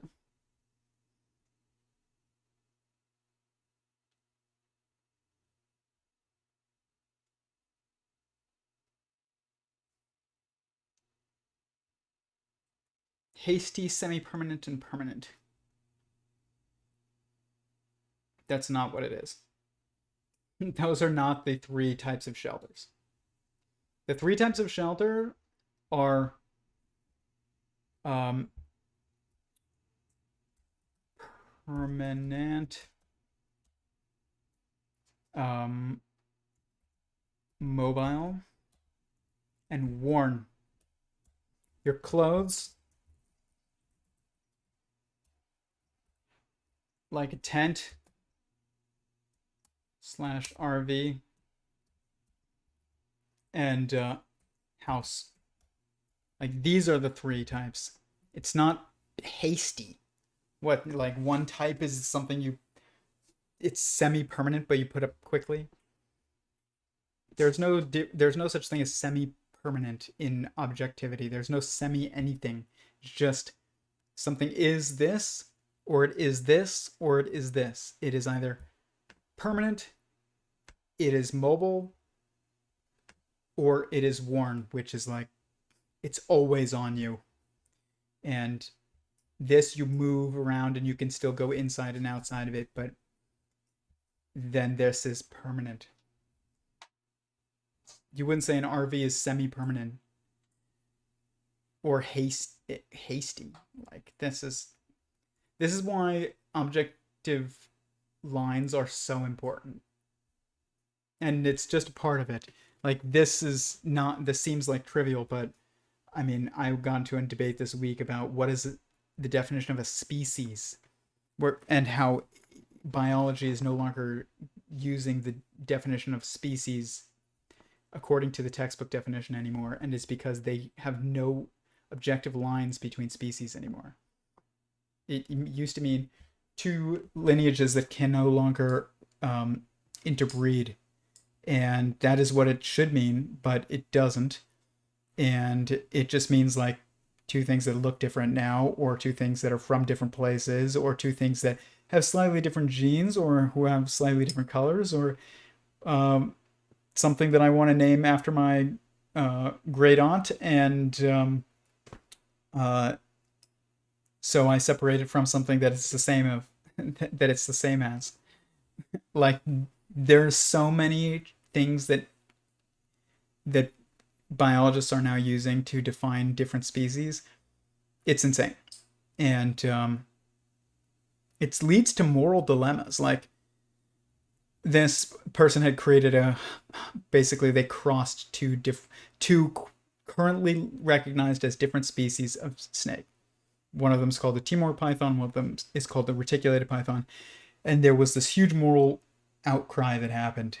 And I was like, well, if it's fertile and it's healthy, why is it bad? Like, it's not going into the wild. And if it did, environmental pressures will cause it to look exactly like what it needs to in order to survive eventually throughout generations. And but like, we don't have crazy moral outcries over creation of mules, which are completely infertile and therefore probably shouldn't exist. And nobody cares. It's crazy to me. But I understand there are two things that look very different and live very different and are from different places and that can interbreed and create hybrids that are fertile. And then it's like, well, are they really different species? But maybe we just need to completely redo our entire taxonomy, like taxonomic structures. We probably do. But I mean, it's literally leading to moral judgments in the snake world, but not just the snake world. It's like all of the world. Like, what do you realize? Like, what human implications does this have? If you can just divide things based on their color, and that lizard over there is yellow, and that one is the same exact lizard, but it's white, and now we're going to call them different species, that has human implications too. Like if that pattern continues to humans, we're going to get lots of different kinds of humans that are going to be labeled as different species, wrongly so. This is why this stuff is so important, is that you think it's just about, you know, I don't know, what is the objective types of shelter, but then if you lose that objectivity, if you lose objectivity, you will lose it everywhere. When you lose it everywhere, it will have drastic consequences. I mean, the biggest consequences, like labeling human beings different species. And if you don't think that like we're moving towards that a little bit, like we are a little bit. We shouldn't get there. I don't think that we will. I think we're gonna have a change, but we were literally going the opposite direction. It's like in the past we were moving in that direction, then we changed. We went the opposite direction. Colorblind and one race, the human race type of mentality, all the way to now we were moving back towards dividing into totally different groups that some people think are basically different species. Like if you think two things should not breed, like I'm not saying you organize it, I'm just saying like if two animals should not breed and you don't think they should, then like you think they're different species, even if they can. You're making like a moral judgment and putting a line between one group and another. I'm not encouraging, mixing Timor pythons and reticulated pythons or this people and that people. Just, humans should just do what's natural. And as far as mixing things and stuff in captivity, it's like, what do you think dogs are? Like, domesticated animals are domesticated, and there's nothing wrong with domesticating them. If you're going to domesticate them, then domesticate them. Don't, not domesticate them. Like, if you were never... think about how stupid it would be if we tried to keep dogs as wolves in every way, but we were never going to release them into the wild. We were still going to keep them in our houses, but we weren't going to domesticate them to make them look and act and live in a way that makes them better suited to domestication. It's just, you end up in just like the chasing, you just end up a chicken with its head cut off. Like, what morality are you fighting for? To make everybody's life difficult. That's what is happening. If you're advocating, we keep animals in captivity, but we don't domesticate them and change them from their wild, original state, then you're just literally, your moral perspective is, let's make everybody's life difficult, including those beings you're keeping in captivity. Not exactly, but kind of. Destroy a mountain, build a wall. Yes. Destruction versus construction. Destruction, yep. Construction and engineering. Yes. Tools of engineering, yes. The first tool seems to be the smashing type, but creatures play with sticks, starfish, and leaves before ever smashing anything. I don't know. I feel like the smashing type tool is the first. It's like the stick to extend your reach. This smashing type of tool and the cutting type of tool are the three tools that are the original tools. But then you have the projectile type of tool that is disconnected, and you would have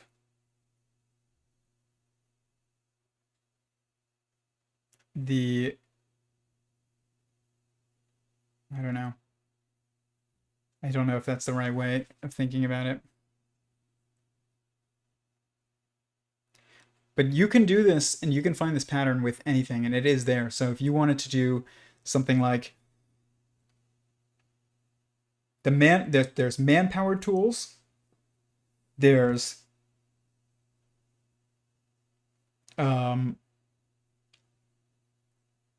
could say there's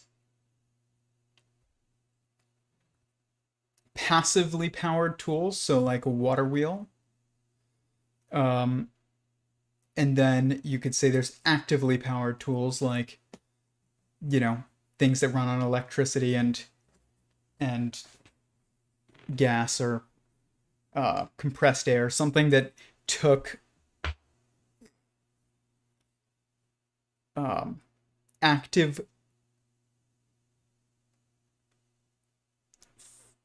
active energy in order to create that energy. So in order to create the energy of that you can get from gasoline, we had to put energy into making gasoline. Same thing with, in order to get the energy that we get from electricity, you had to put energy in to creating electricity. Even if it's a hydroelectric dam, you had to build the dam, and you had to think about how to create a generator and all kinds of things. Like, it's an active action to just make the energy that then you would use to power a light bulb, versus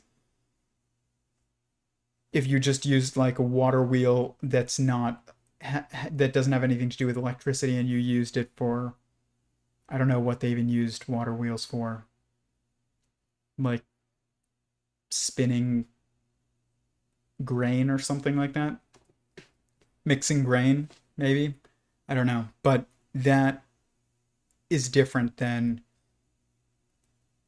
like electric power, because you have to put it, there's an added step with creation of electric power, um, or what's it called, fossil fuels and things like that. There is, with a water wheel, basically you just place it in the river and that's it, versus that's not what you do with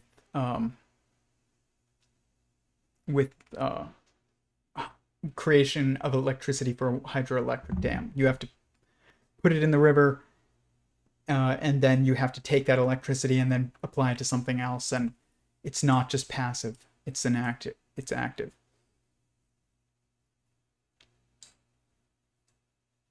But there would be three more, that there would be a binary aspect to that. So be like man powered,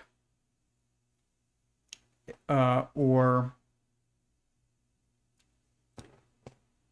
it's like organism powered. So, but there'd be two sides to it. There'd be you powering it, and then there'd be like using oxen to power it. So you're the one with like the crank drill or something, or you're using like oxen to pull your plow. Those are the two sides of, you know, just using basically animal power essentially, and then, or physical power. And then you would do, for secondary power, you would do like maybe electricity and fossil fuels would be the two different sides of that. And then as far as the third one, it would be like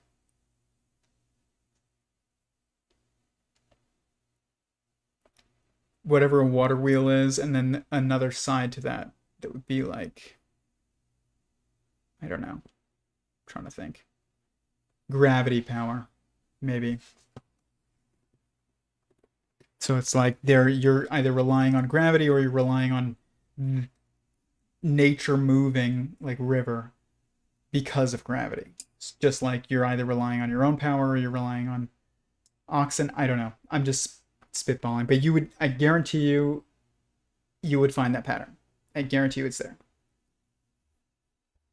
It's always there. Was used on grains and wood. Yeah. The first tool seems to be, let's see, types of tools. Types. Now let's Google it and see how we did.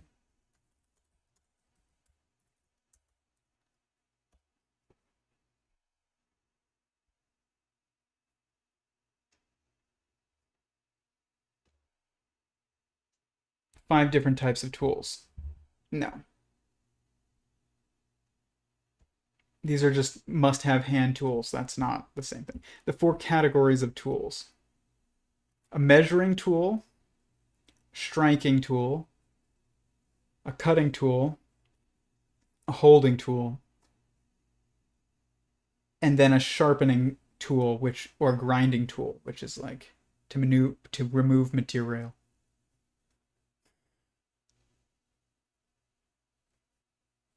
What else would there?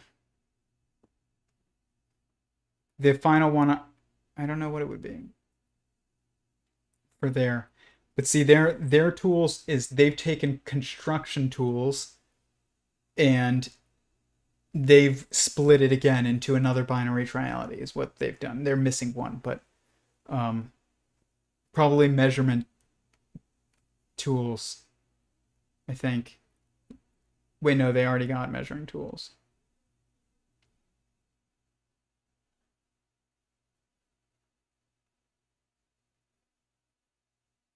Maybe lifting tools?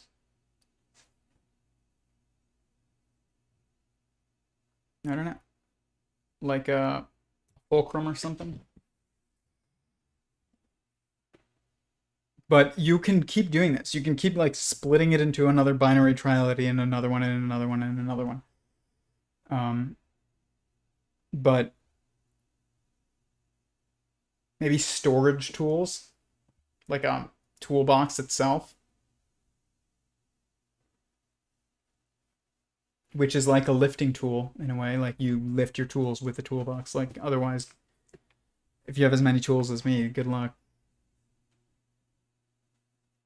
Never throw out tools ever. Like ever. I watched this movie. I do want to talk about this. Actually, this was something I wanted to discuss. It's called An American Pickle, and it's about this Jewish guy who is lives like 100 years ago, and he falls into a pickle vat, and he basically is pickled, and he wakes up 100 years later, and he's like perfectly preserved because of the pickling process, and it's very funny. And sounds stupid. It's a Seth Rogen movie. He plays both main characters. He plays the guy who came who's from the past, and also the guy's like great great great grandson. And in it, it shows men today and our competency in looking after ourselves with tools versus men in the past and their competency uh, with tools. And it shows this guy basically makes a pickle company from things that he finds in an alleyway, and then at the very end he makes this cart with a shopping cart, and he picks up trash and makes like a sign, and finds pickles, well, cucumbers in the trash outside the grocery store, and then he finds a bunch of used jars and cleans them out, and then he just goes and he puts all the pickles in the jars, and he puts salt in all the jars, and he wheels it over in his cart that he made all the way to Central Park, and then he just looks up and it just starts raining and it fills all the jars. And he's basically in a fight with his great great great grandson. They're trying to prove to each other that they're each smarter than the other, and it's just amazing though to see, because it shows all this reaction of the local people. They think you know it's like vintage, like they be like all the what would you call it, like the what, it's not a hippie, but it's like what's it called, like the coffee shop crowd. That's what all I'll say. The coffee shop crowd is like a hipster, and basically they're like, oh, it's everything's so vintage. He even reuses his own jars. Like he reuses his jars, and I was thinking about just how we throw out every single jar that we after we finish with pickles, we throw out the jar. After we finish with everything, we throw away the jar. That's crazy. Like, why do we do that? I don't even throw away nails. I I save every nail and screw from every project that I have. If it's not broken, I save it because it's a nail and a screw. Like, unless it's busted, why throw it away? But I don't even save all my jars and things like that. And that why wouldn't you save a glass jar? It's just weird. Our relationship with tools nowadays is that everything is just disposable, and It disconnects you from your tools to have everything be disposable, which really disconnects you from yourself because tools are just an extension of you. And if you're disconnecting yourself from the extensions of your ability, the tools that you use to extend your ability, then you are disconnecting yourself from your capability. Like it's really bad. Carry a pocket knife. Get a Leatherman, especially if you are a man. It's to have scissors in your drawer at home. I do too. I mean, I have that stuff. But if that's all you rely on, you don't carry a little blade with you or something like that, you're detaching yourself from yourself, like your own abilities. Like, what is this body that you have opposable thumbs for a reason? It's not just to text, it's to manipulate objects and to be, competent and to be able to manipulate your environment, not just to go run to the drawer and grab the scissors every time. Like, bring that competency with you. I leave my phone at home and I take my pocket knife and whenever I go for a walk during the day, sometimes I do not leave the house without my pocket knife. If it's during the day, if it's at night, I do not leave the house without pocket knife and flashlight. You think that your phone it has a flashlight? It does not. Like this, there's no comparison whatsoever. I can like light up a football field with this. And it's this big. People don't want to carry things like that. It blows my mind. I mean, I understand if you don't know, but as soon as you know that you can, I don't understand why you would choose not to, because it's so easy until you just, sometimes you have to develop the habit. But if you can carry your phone around, then you can carry a pocket knife. Like, this is much more inconvenient. And it also spies on you and it emits radiation constantly. But you still choose to carry your little irradiating spy around. And I'm guilty of it too, so. But carry a knife.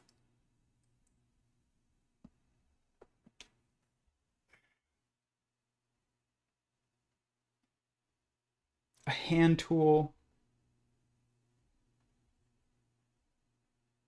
Yeah, there's no like objective list here.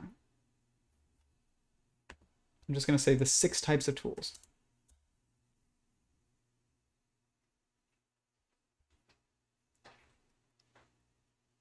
Nope.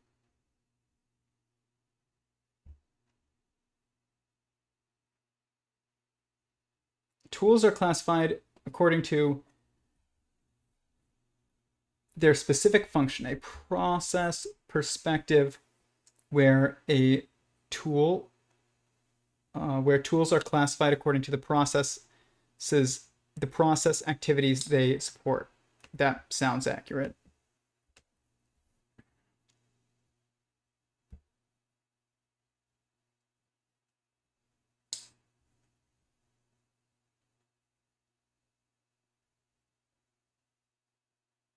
But this is all software tools, which would have the same pattern, but I don't know what they are. 1, 2, 3, 4, 5, 6, 7, 8, 9, 10, 11, 12. That makes sense.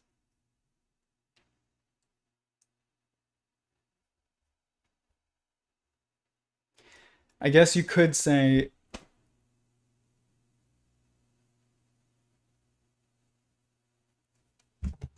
like the next 2 tools would be, in addition to the ones that we listed, of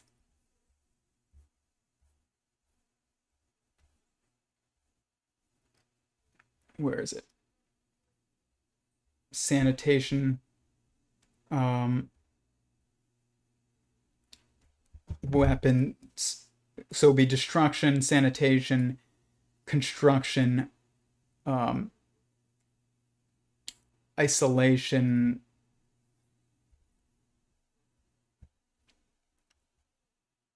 toys. The next two would be like information storage tools, like post-it notes or a flash drive, hard drive, and then computational tools like your computer with Excel or your phone's like calculator, like a calculator.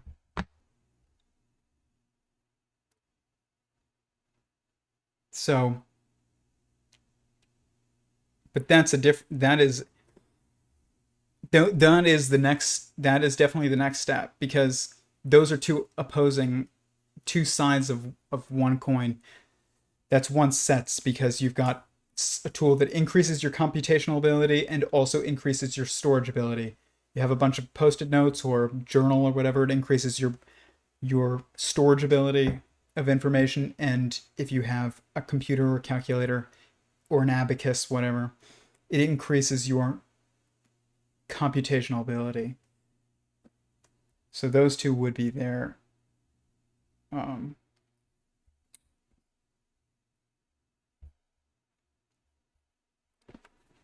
can't I find them?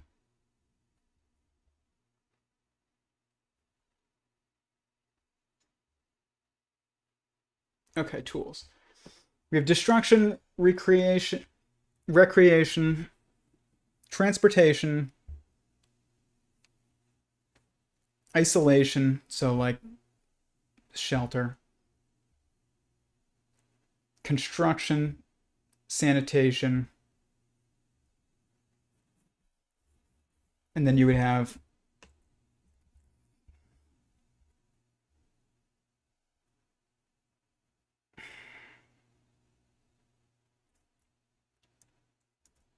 the next two. I'm trying to think of how computation and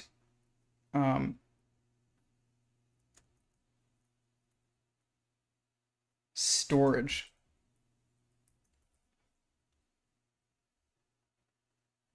Fit.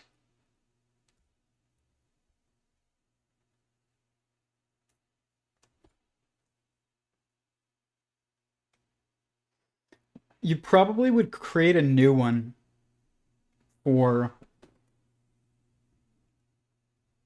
those, because those would be purely mental tools. They're not physical tools. The others are physical tools. So basically, I'll add physical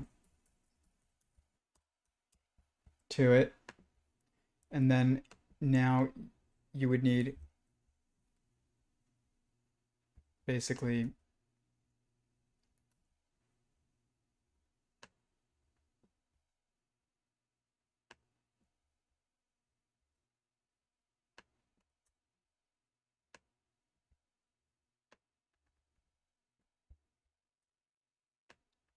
mental tools.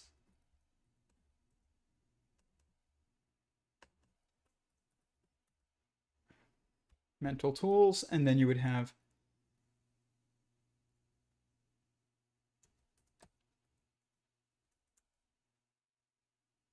um, recorder, which is like, I guess, data storage, which is everything from a notebook to a hard drive. I guess you would do this. Information storage. Information computation.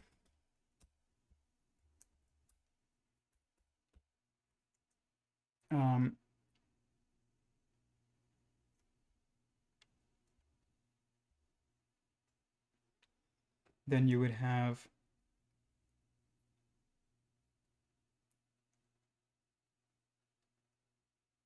like reminders, so, or and calendars and things like that. So basically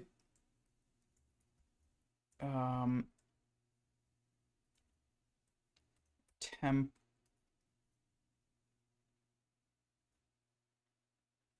you could do information organization, then you would do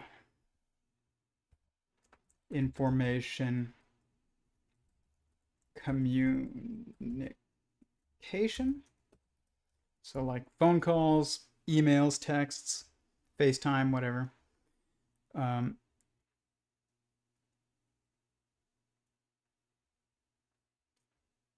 two more.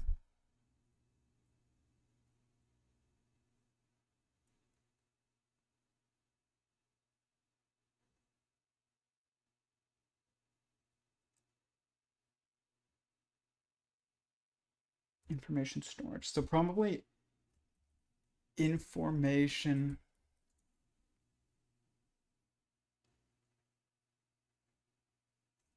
observation. So like a camera or a sound, like a you voice recorder or something like that. Video camera.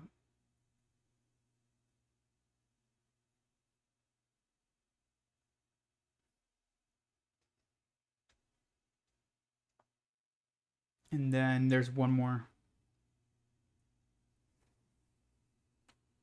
King size is based on planks being made out of trees 2 foot.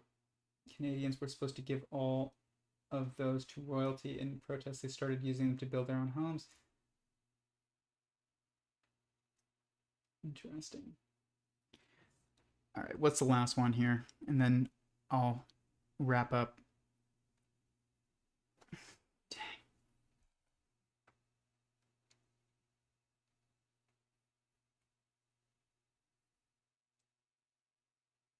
Probably like a search engine.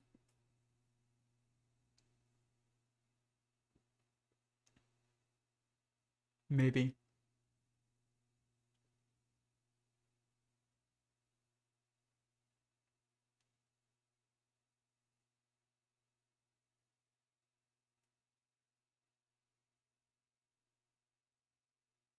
Information.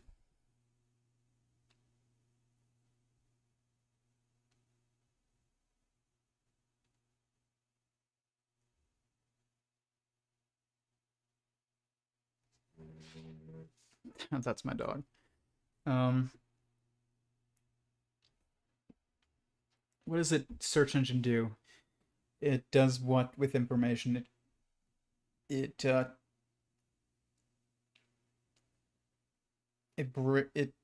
lets you tap it basically, but it brings it to you. So it lets you find it.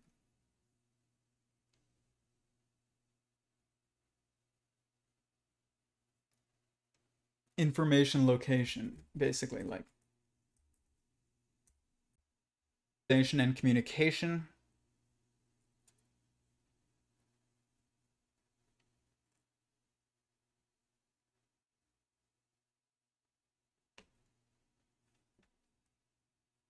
Storage and computation.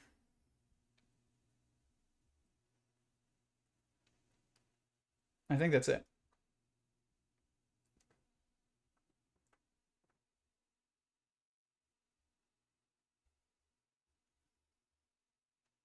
This list is growing.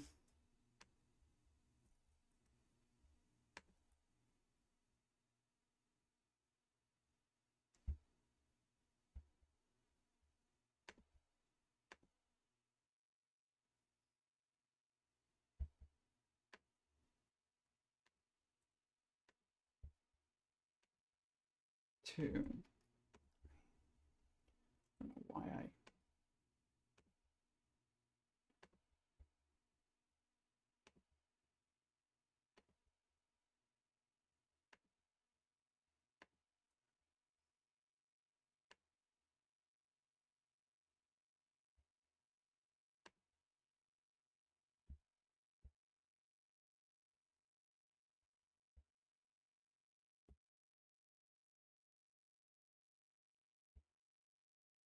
Okay.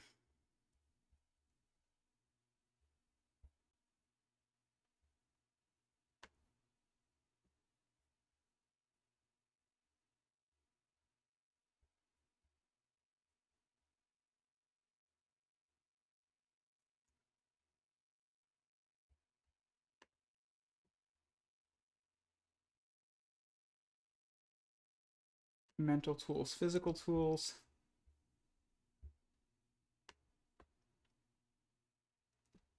And meaning.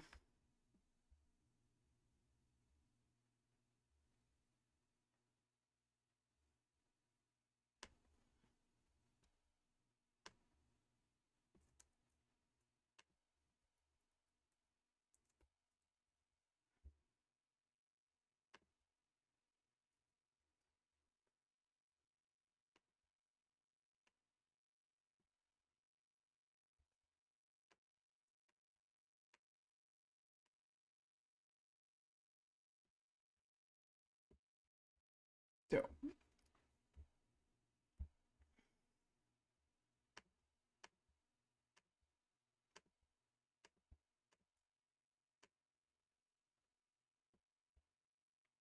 there we go.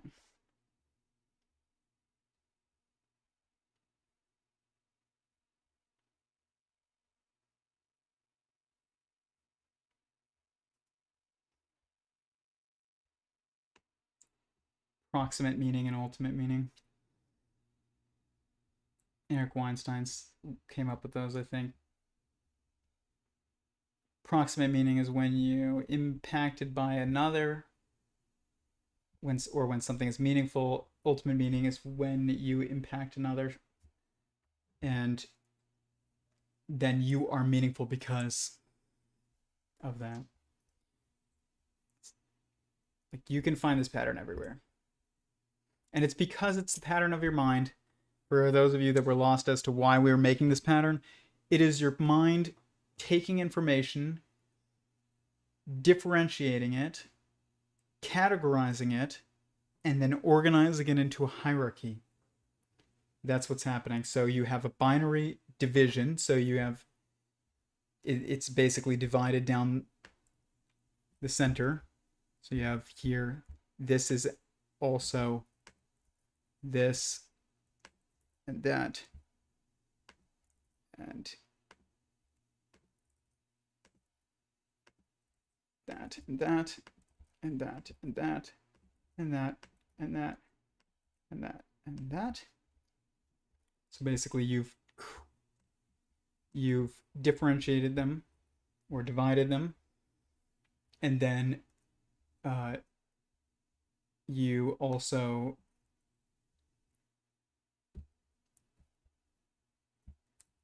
do this.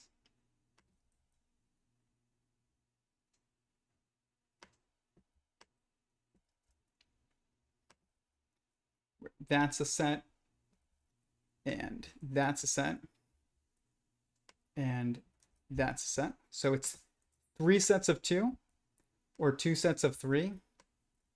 And this is organizing in a hierarchy. This is differentiation. And then there's actually 2 different ways to do this, where basically you do hierarchy like that, and then you can also do, basically it is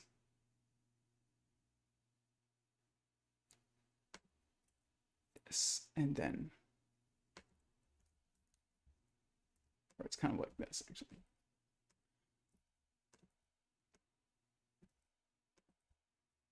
So if this is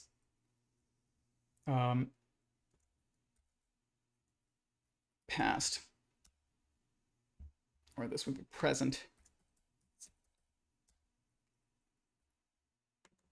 time, current location,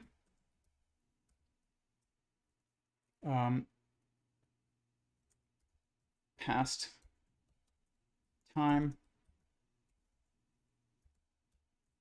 previous location, future time, future location. Then you can also do it like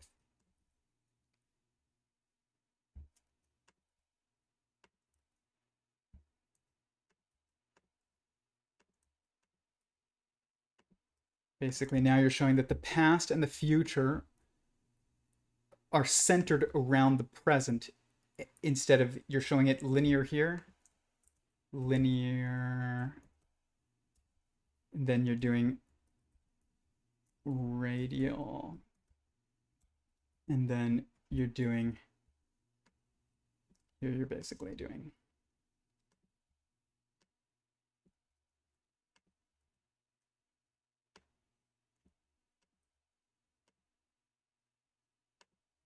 um, segregate.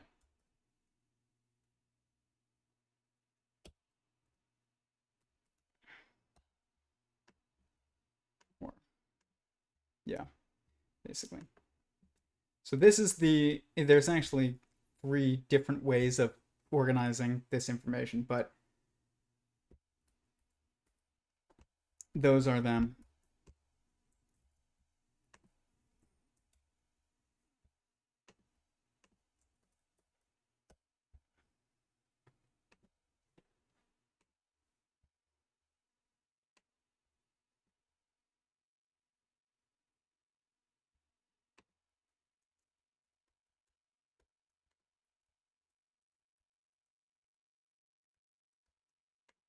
And this is your mind. It takes information around you, it organizes it into a hierarchy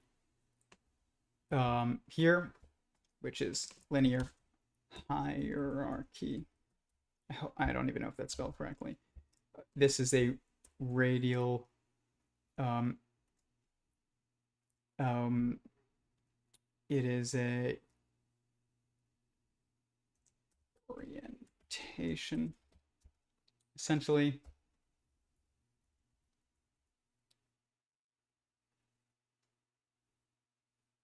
Or you could say linear ultimate hierarchy, and then you could do radial proximate. But you could even switch that because it could be, this could be proximate, this could be ultimate, this could be ultimate, this could be proximate. It just depends on how you think about it. But they're both accurate. It just depends on what you mean. It depends on where you're starting from. That's what it means. That's what the point. What's important. Segregated differentiation, basically, of information. So that's why this pattern is everywhere, is because your mind is creating it. It's not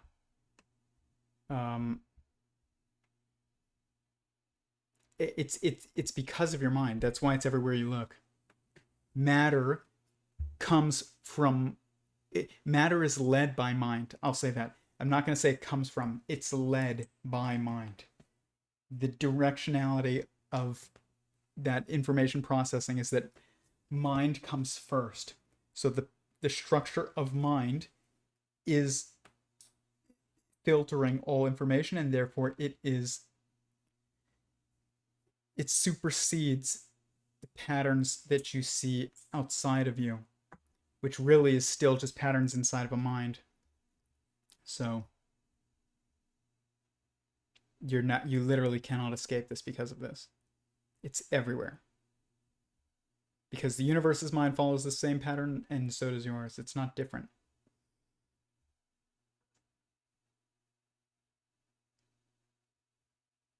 Linear proximate, let's say this. Radial orientation. I don't even want to say proximate and ultimate. It's going to confuse people. Linear hierarchy and segregated differentiation. So hot versus cold, dark versus light. This would be order. Like, what is the order that you need to put things into? So what do you, first this, then this, then this, and then this, or even what's important. This is most important, then that's next, then that is the least important. Then this is, you're taking the information and you're saying, Okay, this is the central information point.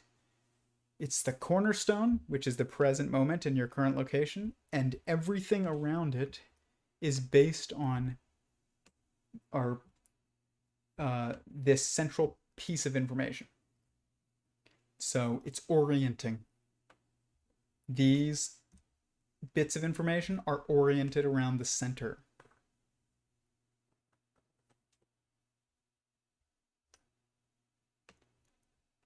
Consciousness is not nearly as complicated as we make it. We just focus too much on the brain, and we let people who are quote unquote neuroscientists and lead the conversation. We've let people who call themselves geneticists lead the conversation on what should be genealogy, because time is objectively lineages. You, then your child, then your grandchild, then great grandchild. This is how time is objectively measured. Is sentient singularities going through lineage structures, and then it averages into probably general relativity somehow. But the smoothness that we see, the discreteness that is there, like the Planck time, if there is a Planck time, if there actually is, and nobody can tell me that there definitely is, because I mean, maybe you can, but probably not, if unless you've seen it. If there is Planck time and it hasn't been misinterpreted, then it is due to the definition, the level of definition of those Planck lengths of time is due to how many lineage structures are being processed somehow, and then maybe there's not even Planck time, and Planck time is generationality of lineage structures, of basically. So regardless, it boils down to generationality. If all there is sentient singularities, then if you're gonna, the discreteness is divided amongst sentient singularities, which divides along intergenerational generationality in a lineage structure. That's what I'll say. We have to invent all our terms for this stuff again every time somebody comes up with a theory. It slows us down, but I think we're gonna make progress on that. All right, I think I'm gonna call it. It's 9:20. I've been trying to keep these pretty short, or not short, but around 2 hours. I used to do like 4-hour streams. If for those of you that were not here, it's not sustainable. But that was cool. We went from science to binary trialities and tools, and that's, I'd say, productive stream. But I will do a video on tools, because it's going to be based around not just tools, but our interaction with our environment. It's not just tools, because tools help you accomplish a goal, but they're not, the tool isn't the important part, but it makes it very easy to, and also interesting to explore the limits of those primary abilities and secondary abilities that we have to maneuver and to manipulate our world and ourselves. But I will be back tomorrow at 6:30ish, and I also will have our weekly Discord call at 7 p.m. on our Discord. If you want to join that, it's an open call. It goes on for hours. It's a lot of fun. Talk about whatever you want. And it's a really good group. If you're not part of our Discord, you can message me privately on Instagram at Theory of Everyone or at Tyler Marshall Goldstein, and I will send you the link to our Discord. If you want to join our mailing list, I will not email you, but I will probably be kicked off these platforms eventually, because that's what these platforms do. And if you'd like to keep up with this work, go to sentientsingularity.com. It's linked in the description below, and click on the homepage and scroll to the bottom, and you can see where you can sign up. If you want to support this work monetarily, there is a link to my Patreon as well. And if you just want to be a part of the community, like I said, message me privately on Instagram and I'll send you a link to our Discord. And there's a bunch of different channels in there and conversations going on all the time. It's really becoming a great community. It's well over 100 people now. I think it's like over 150 people. I need to check, but it's growing quickly. But I'm trying not to let it grow very quickly because I want good people who are suited to the community, not just anyone who, clicks a link. That's why you have to ask me for the link. If you don't ask me, you don't care enough to ask me. Probably shouldn't be part of those private discussions anyways.